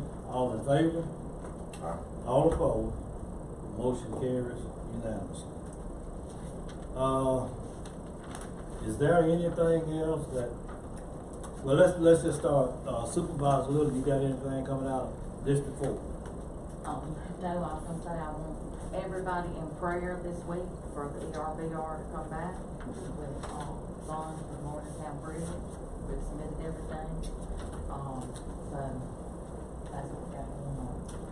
Supervisor Carver, anything out of one? I'll say this publicly, I'll tell you that privately, I just enjoyed working with Attorney Latimer and the professionalism he's shown over the years. It's good for Attorney Robertson to have somebody that can help and assist the county. And so looking forward to working with you in the next couple of weeks. And then, probably should have said it, I want to give you an opportunity if you had, I know you kind of, if you were here as a citizen, if you wanted to speak on something or just, I just didn't know. I do not want to speak on anything. Okay. Thanks for the acknowledgement. I'm just here to keep up with the county business. Okay. So thank y'all. Anytime you come in, we want to give you an opportunity to speak. And appreciate your service. I know the EMCC board in the past and things, and we want to wish you best of luck with your business. Yes, sir. And then, Go ahead. no, and then the third thing was just I should have done it, but I've been just as longer that I get on this board with our county road crews and Victor and Keith and the professionalism they show. I seem to throw a lot of things on them all the time. The way they interact with the public and the road crews are just top notch. I know I always have some problems here and there, but that line of work is hard, it's hot, it's dusty, and those guys again and again just come out and they do a hard, good day's work. I've been impressed with a lot of men and women that work for the county so far. Supervisor Trainer, anything out of two? I guess the thing that I'd like to see us do, if ERBR does not go through, I think we need to utilize the bond money to fix the bridge in Morgantown Road. I know that's not in District 2. I've been supervisor here for a long time. I'd like to do what's in the best interest of the county. So if ERBR doesn't go through, y'all just say we got the bond money. I think we need to use that bond money to fix the Morgantown Road bridge. How much of that bond money? Whatever it takes to fix it, because it's been too long. Yeah. And we need to go ahead and stop playing games and waiting on other folks to do it. When we get the money, if ERBR goes through, that's fine. But if it does not, we have the money in place, turn Clyde loose, let them go ahead and let's get Morgantown Road bridge fixed. Thank you, Supervisor. That's where we need to go. And then on this budget stuff right here we got. I hate to say it, but it looks like we may be looking at a millage increase because of the request that I see in this particular, and I know we'll talk about it on Monday, but I guess the first year of a term is always the best time to raise millage, a new term. What's a mill was 467,000, I heard it's gonna be 480 now. 480. It's at 48607 now? 480, yeah, it's on 27. And, You know that. and I'm not sure about that, but when all those reports and stuff that we've gotten, tried to go through and dig and look and see, everything. I'm not sure about where some of our receivables and all are, but I do know that we did get a little bump in millage. It was 467. On there. So, if those numbers hold true, because we do have some big ass. Oh yeah, I saw it. Some big ass. I think we're gonna be okay, because I'm gonna have a big ask for everybody too when we go through this budget process. And when I say a big ask, I mean like for additional personnel for the county. We have not had, our own personal IT person. We don't have, a true HR person that would take a whole lot of problems and issues off our county administration, over there, for the whole county. Those are, professional, slots. I think we need to think about, not taking not taking state aid or anything away from Clyde or any rest of that stuff, but I think even a part-time in-house engineer would help us out tremendously. They would pay for themselves, with, little projects and little things that we have going, they can oversee and overdo it. We could probably get a lot of work done quicker. Oh yeah. With him doing the bigger things, that are there. But those are just some of the things that I want y'all to be thinking about, because they are big asks in the budget and stuff. But for us to move forward professionally, I think these are 3 positions. And I do want to think about us budgeting for, even though we do not have them, and y'all go ahead and start shaking down, but, a code enforcement person. Because at some point, we're gonna have to look hard at having some type of codes in the county. And if we budget for them now, that person will be budgeted for, so we don't have to, wait, but they'll be in the budget. And those are just things I'm gonna, bring up in the process. Engineer, code enforcer, human resource, HR, and IT. IT. Just for us to be more professional and for us to have more, assets and resources, to come to. But if we don't budget for them, we can't get them. Supervisor Garvey. One, just housekeeping policy, if things start happening, budget, department heads is gonna start sending, there's gonna be budget talks and requests and things, make sure if you've got acting authority, to handle day-to-day operations, make sure everybody gets everything you get. So, and I'm not gonna reply all, but if you get a request from a budget, or from a department head, or you get anything like some of these contracts or things that we approved today that, obviously we didn't see before we voted on, but we were able to pass on. So just make sure we get information flowing. And then the second thing, when you say code, are you saying like code enforcement, like vicious animals and grass, height? Are you talking about code like zoning? However we want to do that, but my thing is, whenever we apply for a grant and stuff, out there, one of the things they ask on there is, do you have codes in the county? That's not code enforcement, that's ours is an zoning. X.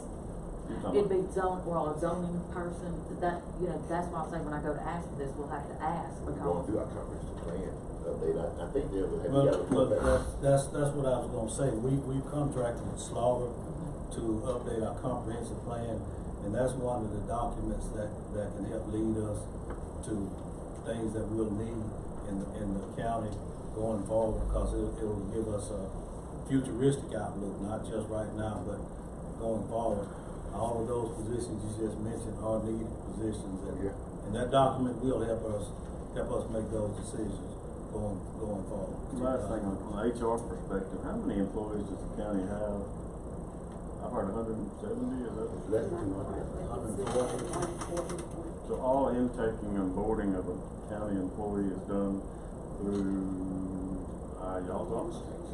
They come in and they get any necessary documentation done, and then, I mean, background checks done through y'all's office, everything's We do done. not do background checks on certain positions. But everything's done by kind of just a collaboration of everybody in your office. Yes. How do y'all handle that on your top of your day-to-day stuff? Normally HR is a standalone unit, you know, I mean, it's just, I know it's tough, but y'all just kind of, everybody chips in and. Well, it kind of spills over into each position, payroll, accounts payable, mainly it's that portion. Payroll does the taxes and put all of that information in. Accounts payable does the paperwork and submits that. So it's not overwhelming for that particular position. Because I used to do accounts payable. It's time consuming at times, but it's not overwhelming because it's a shared responsibility. We don't have that many, if you're just referring to new hires and Right. things like that, that part is not something that's overwhelming. And then as far as interdisciplinary, like any kind of conflict resolution, anything that other HR responsibilities, they just fall on what department head and Administrator. it all goes back to. So it goes to it's chain of you have to go by the department head handles it, then there's a grievance where it comes to the administrator.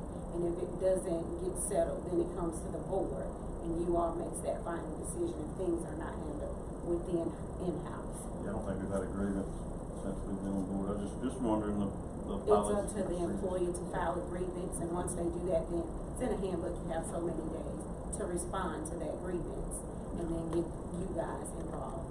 Most of the time, it's on the department heads to handle what they have as far as write-ups, warrants, and they send those to administration. We'll put them in their personnel files to document things that they have problems with. Try to handle them informally, and I'm not saying whether that's the appropriate way, but that's always been the best way. The county is a little bit more informal. Yeah, with 200 employees, it might be time to start thinking.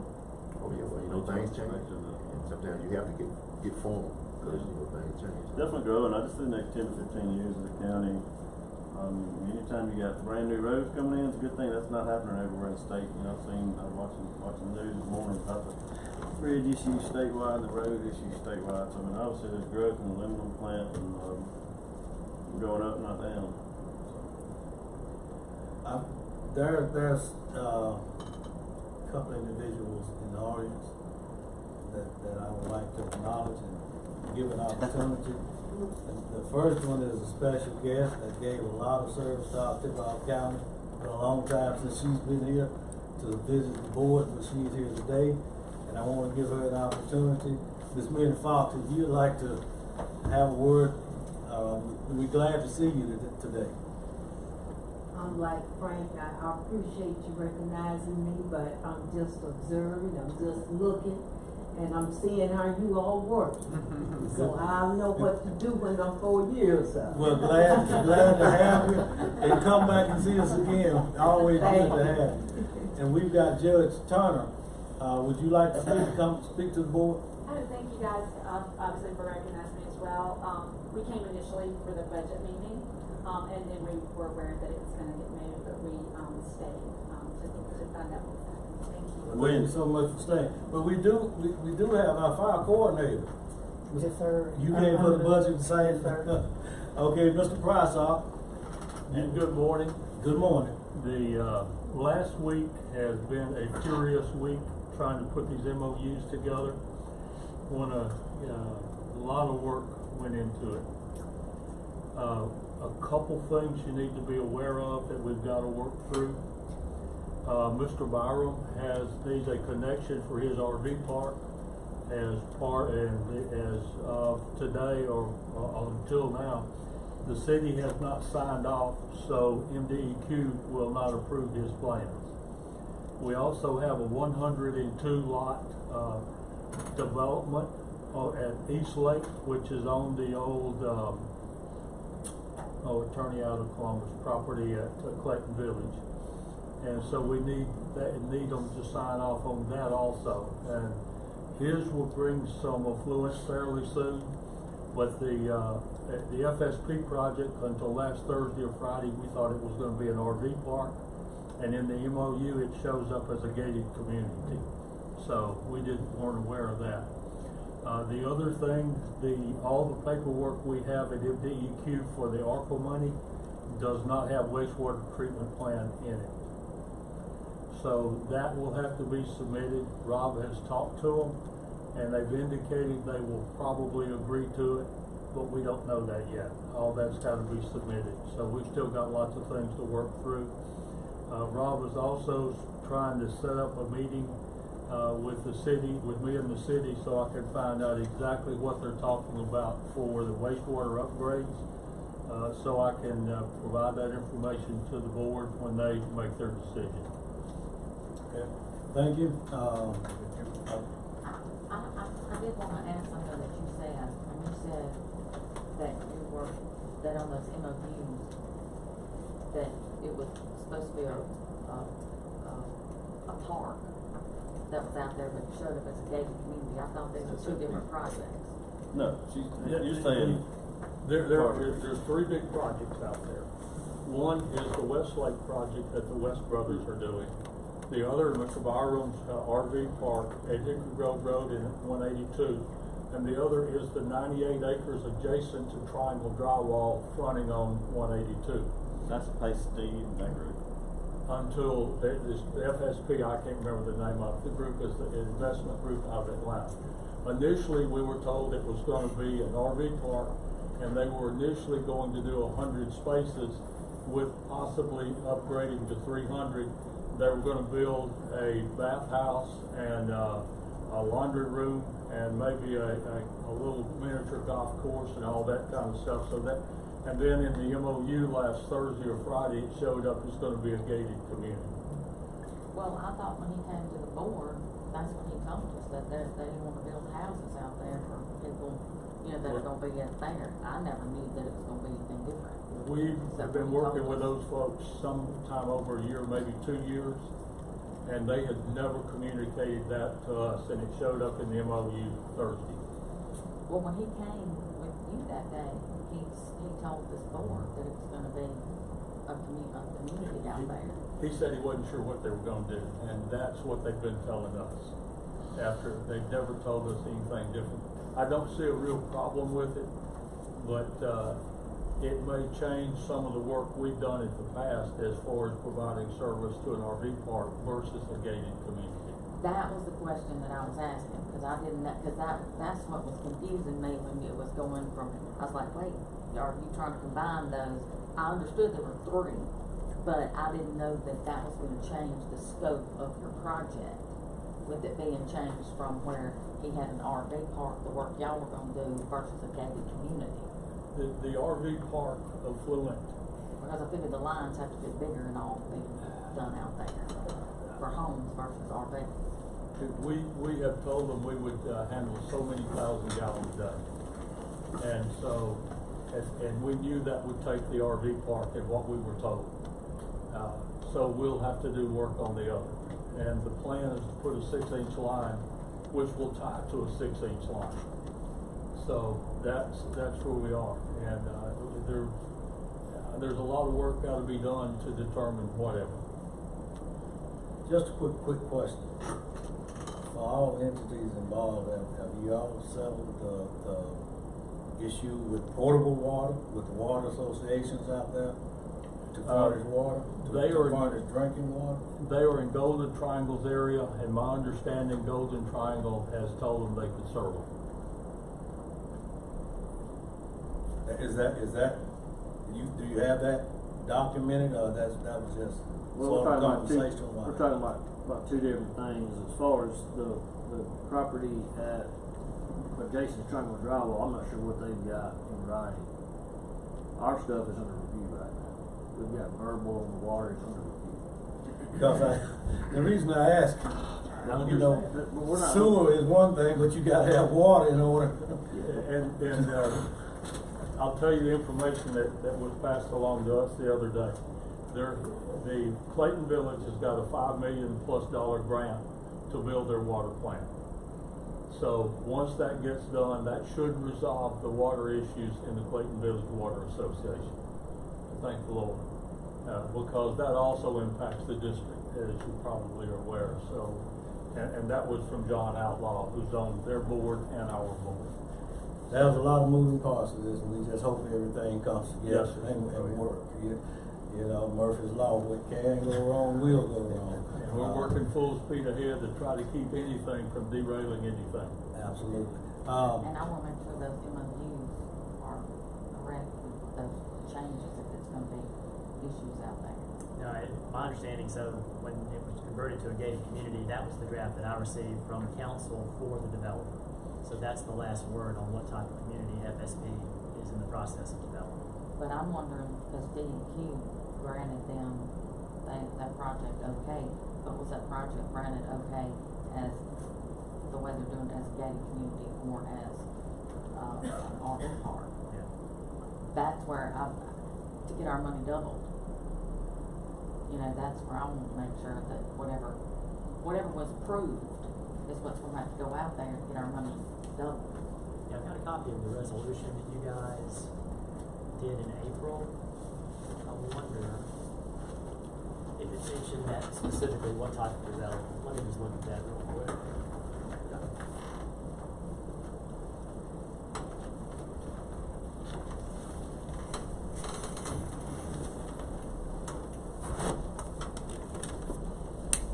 It was generically described as to support improvements.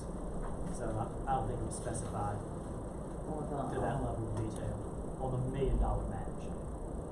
Okay, yeah, $1 million match, I'm good with. You're talking about the 700,000. Yes, Yeah, I I'm don't just have wondering that. if Yeah, I that don't have that DEQ document. had approved what they're gonna have to put.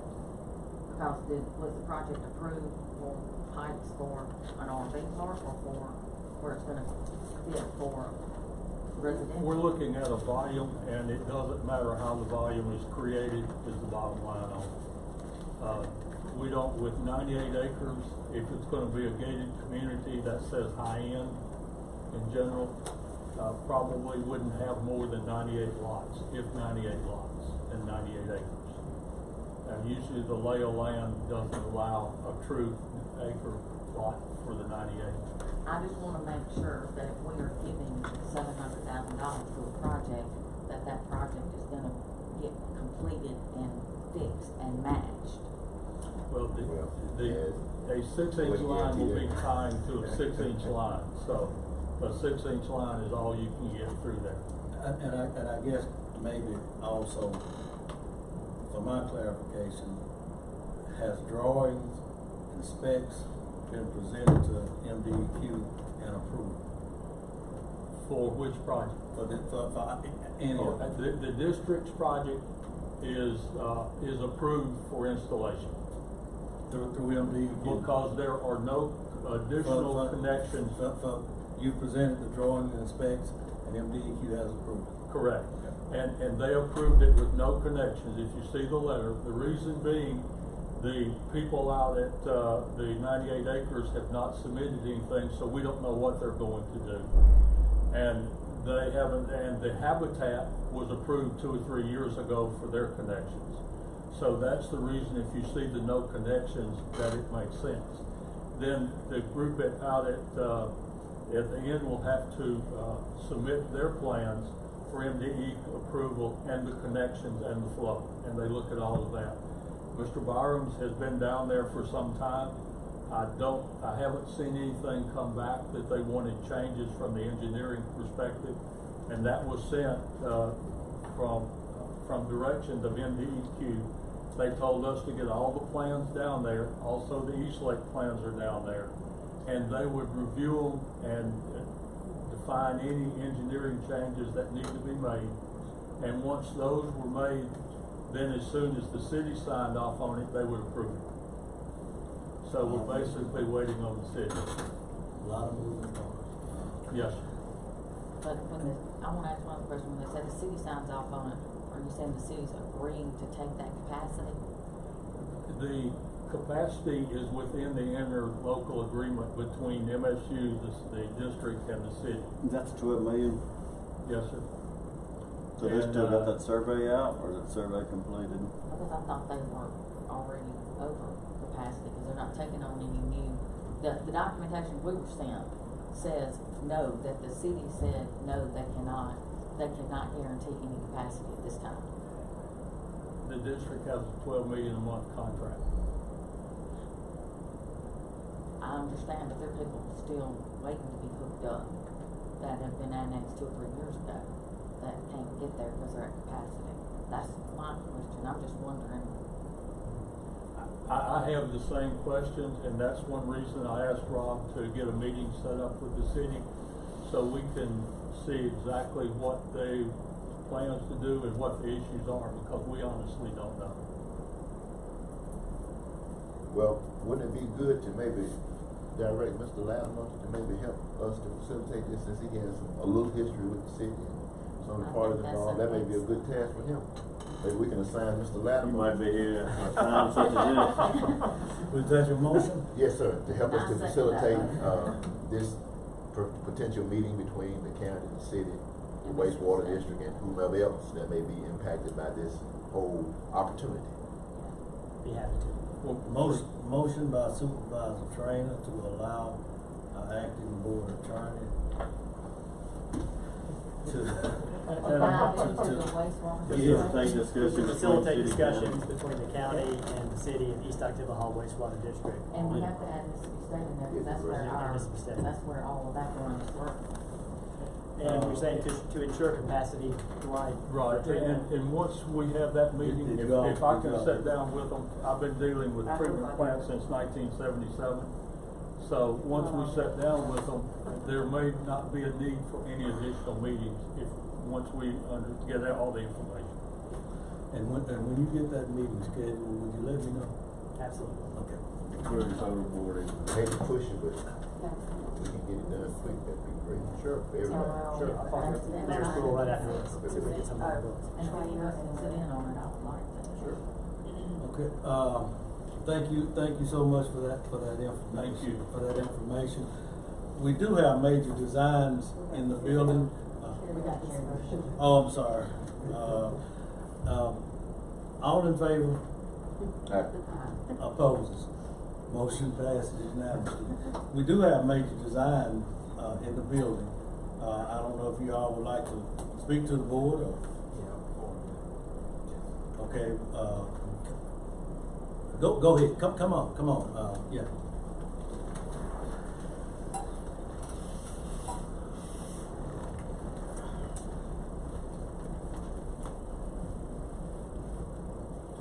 Well, we know that there were some questions, I think, about some of the billing and all of that, so we actually prepared.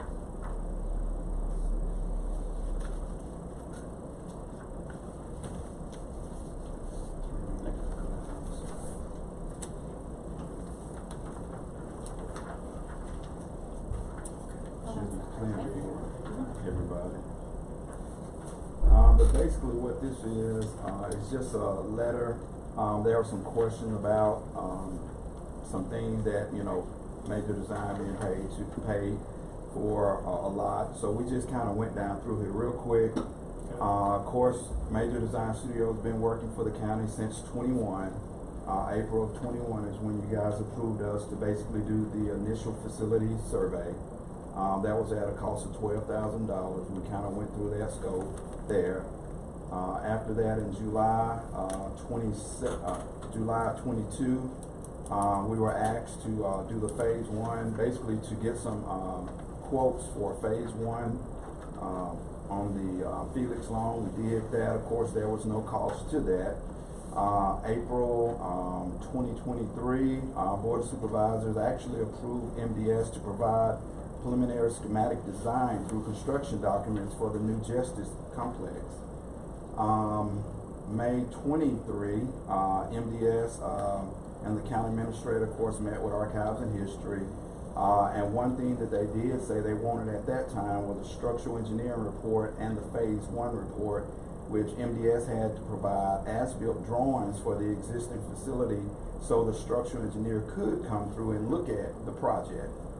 So there was a cost of $3,300 there for us to do the drawing. And then the structural engineer, we actually got 2 quotes that the board had approved. One of the quotes for the structural engineer and the engineer's cost was $4,400 for that. March 2024. Y'all been paid for those two, right, in May of 23? 3,300 and the 4,400? Well, we'll have to check, because that check would have been straight to the engineers. Oh, okay. Yeah, that's the engineer's cost, not ours. We just had the 3,300, which we have been paid for that. March 2024, the board and MDS, as well as MDAH, walked through the facility over there, and basically they made the comments, you know, if you kept the front facade and that canopy out front. In April, we actually was approved to provide services for the maintenance and pole barn facility. That was in April. In May, Board of Supervisors approved us to start kind of preliminary layouts for the justice and renovation. We actually provided 5 preliminary designs that we kind of talked to you about, and that cost had ranged from 10 to 15, and that cost for us was at $19,000 there. And then the board had actually approved us to oversee 2 projects, which I think the other project, one was the maintenance, the other one was the rehabilitation, reworking that project. And of course in July, we did provide 5 preliminary designs for a new justice for you to review. These designs were for larger facilities, which basically showed future growth. And of course, basically that was not previously shown, so there was no cost for that work. April 5th, we just basically provided you the cost estimate for the new justice at 24 and then the 28. And then we did have on that same board meeting, it was approval for schematic design for completing that on the maintenance facility. And that invoice was 57, which I think has been already put on the agenda for payment. So current today, we basically presented this letter to disclose to the board. I don't think you actually made any decisions on the new justice, but then 2 other things that just kind of would be coming your way, and this would be from Clyde Pritchard. We did receive the source report from Pritchard for the maintenance and pole barn. His cost was $3,000 for that, and then there was a cost for Pritchard to do survey, which was $2,740 for that. So those are outstanding invoices that will be coming. Is this the $7,800 building that we got a equipment request from Victor Collins, the whole one? No. We're doing engineering costs. But I can't remember this. How much was the estimated cost for that pole barn? $7,800 on the initial documents I was looking at the other night, and we approved the motor grip, but Victor gave that red and black sheet, yep. Oh, I'm saying, why are we doing engineering costs on? Now, we're talking about the equipment protection. The roll-up door barn, or we're talking about a pole barn? Both. If both of them were included in the project. And let me kind of explain to you what's the difference between the two. One building, you actually have a slab, and you got the building that's the maintenance building. Right. And your maintenance was actually going in one end that'll be kind of enclosed, that'll have a bathroom, heated and cool in that part, but the rest of the building would not. It'll just have roll-up doors. We probably end up putting heaters in it. In the pole barn, you actually, basically you would not have a slab, but you do need to make sure you get soil borings done, because you have piers that actually come down to touch the ground, and you don't want that moving or shaking. Matter of fact, we just finished one out at Mississippi State where Pritchard actually did the engineering for the actual, for the piers that went in the ground. So you gotta make sure you have that done by somebody, because you're touching the ground.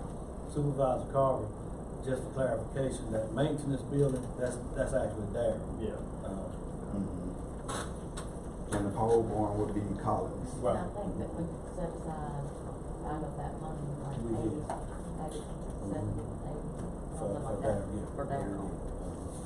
That was in there. But I did speak with Ryan last week, and he did inform me that as of today, that, the county, there's no outstanding invoices that the county owes Major Designs, and there's no, projects that we've engaged them to work on as of right now. So basically, right now, we're not indebted to them, and they're not indebted to us for. We have to pay those other two that are on here. Yeah, well, actually, we're still on contract for 2 projects right now, which is the maintenance, because it's not completed. You don't have drawings and specs for that yet, and that rehabilitation project. Okay.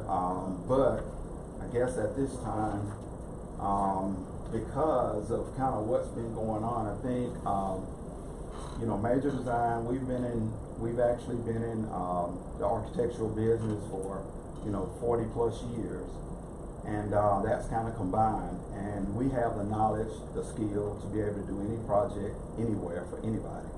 But we feel that at this time we've been questioned a lot about our skills. So I think at this time we will basically resign as your architect on all the projects. And it's not, I don't know, you say question, I would say this, and I actually have tried to maneuver around this, but in that meeting with Archives and History, the question was asked, have you met with our county administrator and Major Designs? And the answer was, we met with them twice and didn't get anywhere. That was the answer from Archives and History. And through all this conversation, I've tried not to share that information, but now you say we're questioning, and honestly, that's what sort of led me to not questioning, but seeking a little bit more information throughout this process. Okay. And so, we have contracted with you, and the board would have to sit down and see if we want to continue those other 2 projects you mentioned to completion. We're going to resign from all projects at this time, because we just felt that you guys wanted to go in a different direction. And in those meetings with Archives, just FYI, since I know you wasn't there, but basically in those meetings, we were trying to get an understanding of what they wanted, what they needed. And it wasn't, did we get anywhere? It was, did we get information from them? And they say, well, this is what we need from you, which is what we provided. It's like every time you meet with them, they want more. And the board kept saying, well, how come y'all wanting to do more? Because Archives and History asked for more. And as you went down there on Friday and heard that they wanted more, is that true? Well, what they basically said was they could not get a clear direction out of those meetings as to a clear understanding from you all. But you know what, we're not gonna vet this in public. We sort of agreed to sort of just, let's place this on the back burner right now, and go from there. I don't think it requires a resignation letter of anything like that. It's certainly appreciate your services. I'd like to make the motion that we acknowledge the resignation of MDS. It's been moved by Supervisor Trainer, second by Supervisor Little, that we acknowledge resignation of Major Design Studio. All in favor? Yeah. Opposes? Thank you for your service. Thank you. Thank you.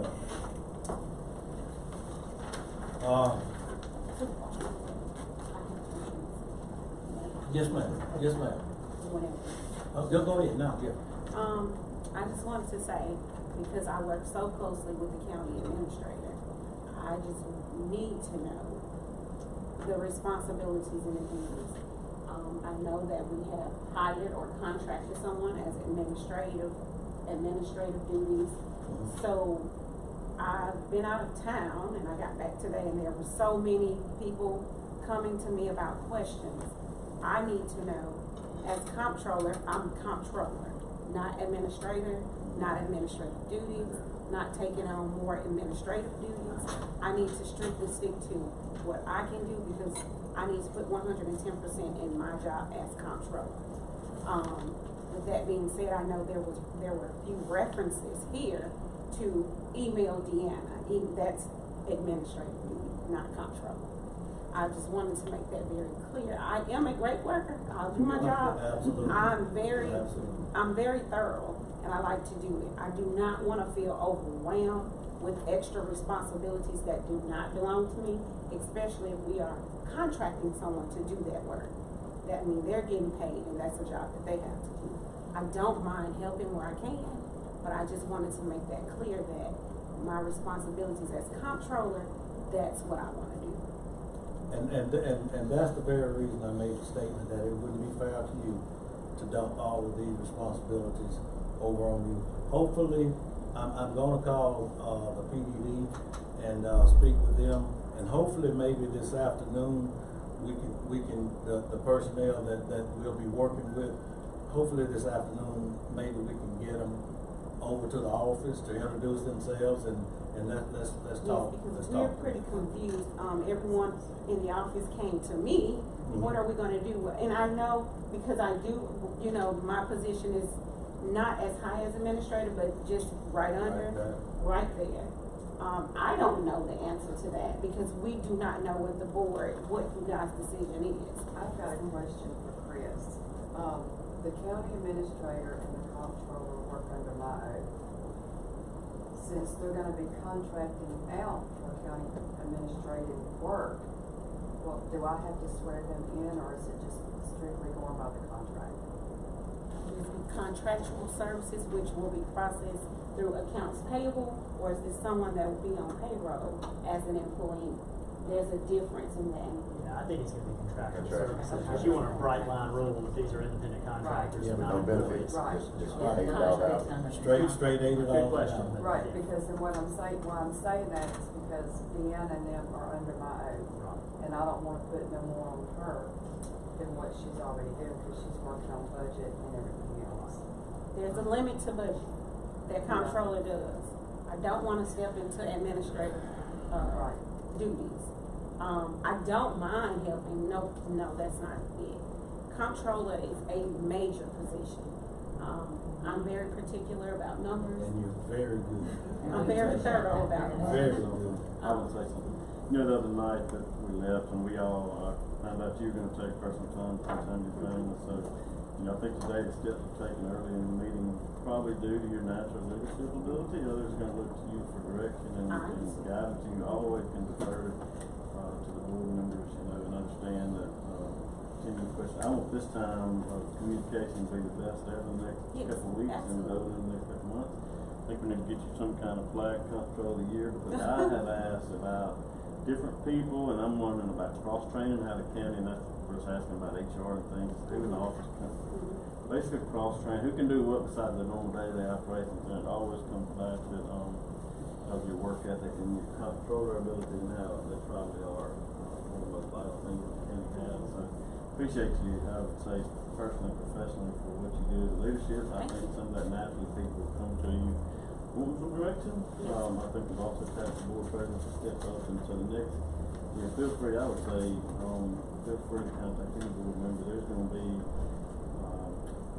a lot of communication, and that's back to me personally as a board member. I wanna see if there's anything I need to speak for a while, I won't reply to all, but keep asking for things to come through. But I just need to be, everybody can step up and make a couple weeks. Again, I would say I've heard nothing but phenomenal things about all the ladies in the office and how hard, we know y'all work hard, and just to have peace of mind that, we're gonna work together the next couple of weeks. Thank you. And you mentioned that, and before the administrator left, she did indicate that she had given some more responsibilities. I know to one employee in the office, they are doing those responsibilities. So that's a discussion we'll need to have, since there was added responsibilities and they are now doing when it comes to pay. So On top of their paid job. yeah, on top, this description. was some other responsibilities that she had given this particular employee in the office, and they have started doing them, and the intention was to compensate that employee. So that's a conversation we'll have to I think have. y'all in the budget season. Yeah, as far as IT, I guess I wanna give you a little insight. I inherited a lot. Website, I'm IT, Is that your strong suit or not? Like, it's not mine. I have a master's in instructional technology. I guess it was just easier to kinda ask me to help. Now I'm IT. I update the web, I'm everyone. Who's doing our social media presence? Is that you or like Facebook page? We don't have a Facebook page, we just have a website. Okay. The phones, anything that happens in the office, I kinda inherited. Do you feel like that's your strong? It's not mine personally. Do you feel like that's something that you're good at? I am good at that. However, I've worked several positions, purchasing, accounts payable, road department. I had to train for capitalization with the road department as comptroller. I've been comptroller for 3 years. This is a major position. The previous positions allowed me to have space to do some of those things. At this time, I feel like I need to be more focused on comptroller instead of all of these outside things. Yes, explain a little bit about an IT person. Like right now, I'm with Synergetics. I'm not renewing my contract because to see if we get an IT person. If our computers go down, then we need somebody that can be an IT person to handle the computers in Chancery, tax assessor, county administration, justice. That's mainly what the IT and keep up with the website. Yes, the website is advanced. We have a new website, and it takes me hours to sometimes figure out uploading, changing names. I mean, it's a lot. Workers' comp, I handle workers' comp. So these were things that I did. As comptroller, I feel like some of it is not, but it's it's a lot, you know. And then now administrative, that's too much. And I do remember, we actually, and Supervisor Trainer can tell you, we've been needing an IT person. We actually interviewed a couple of people for that particular job. Remember, one of them was Tim. And it was, at that time, it was pretty expensive, and we interviewed another young lady, but we didn't act on it. So it's not like this is not something we've known we needed, but by Supervisor Little, a good deal. By Supervisor Little bringing it back to the forefront, I think it's time we act on it. And I will say I have available office space in my office.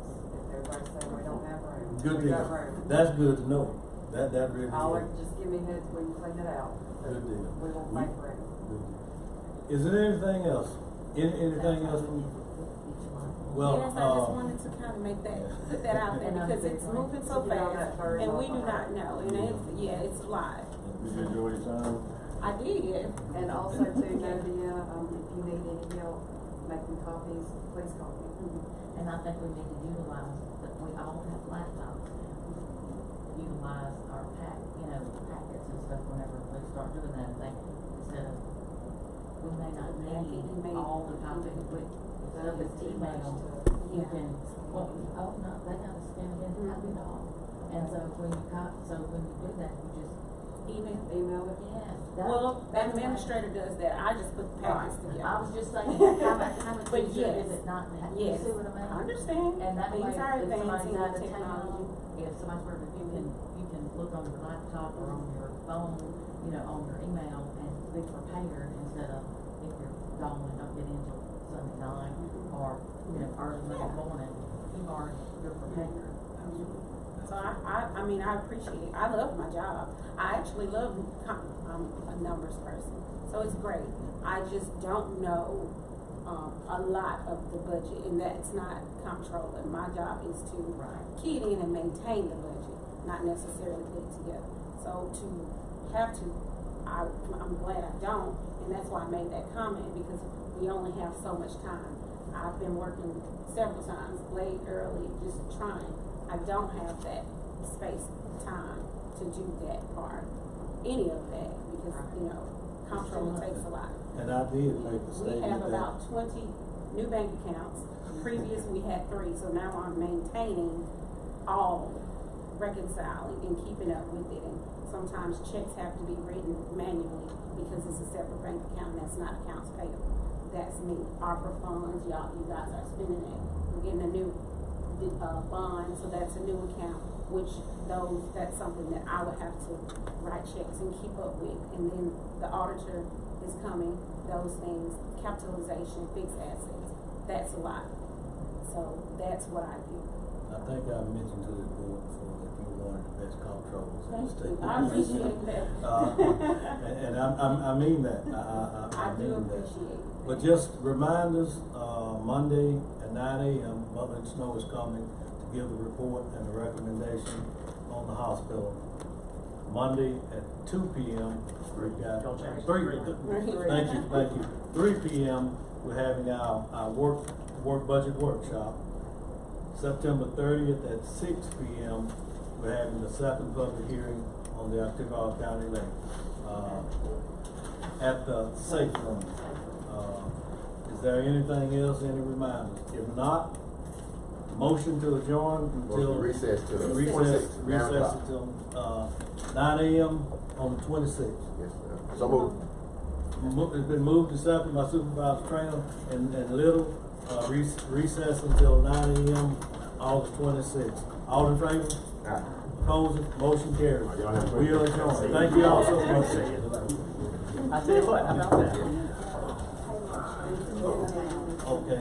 Yes, and I'm practicing on part-time now. Yes, Yeah, but yeah. this practice is good.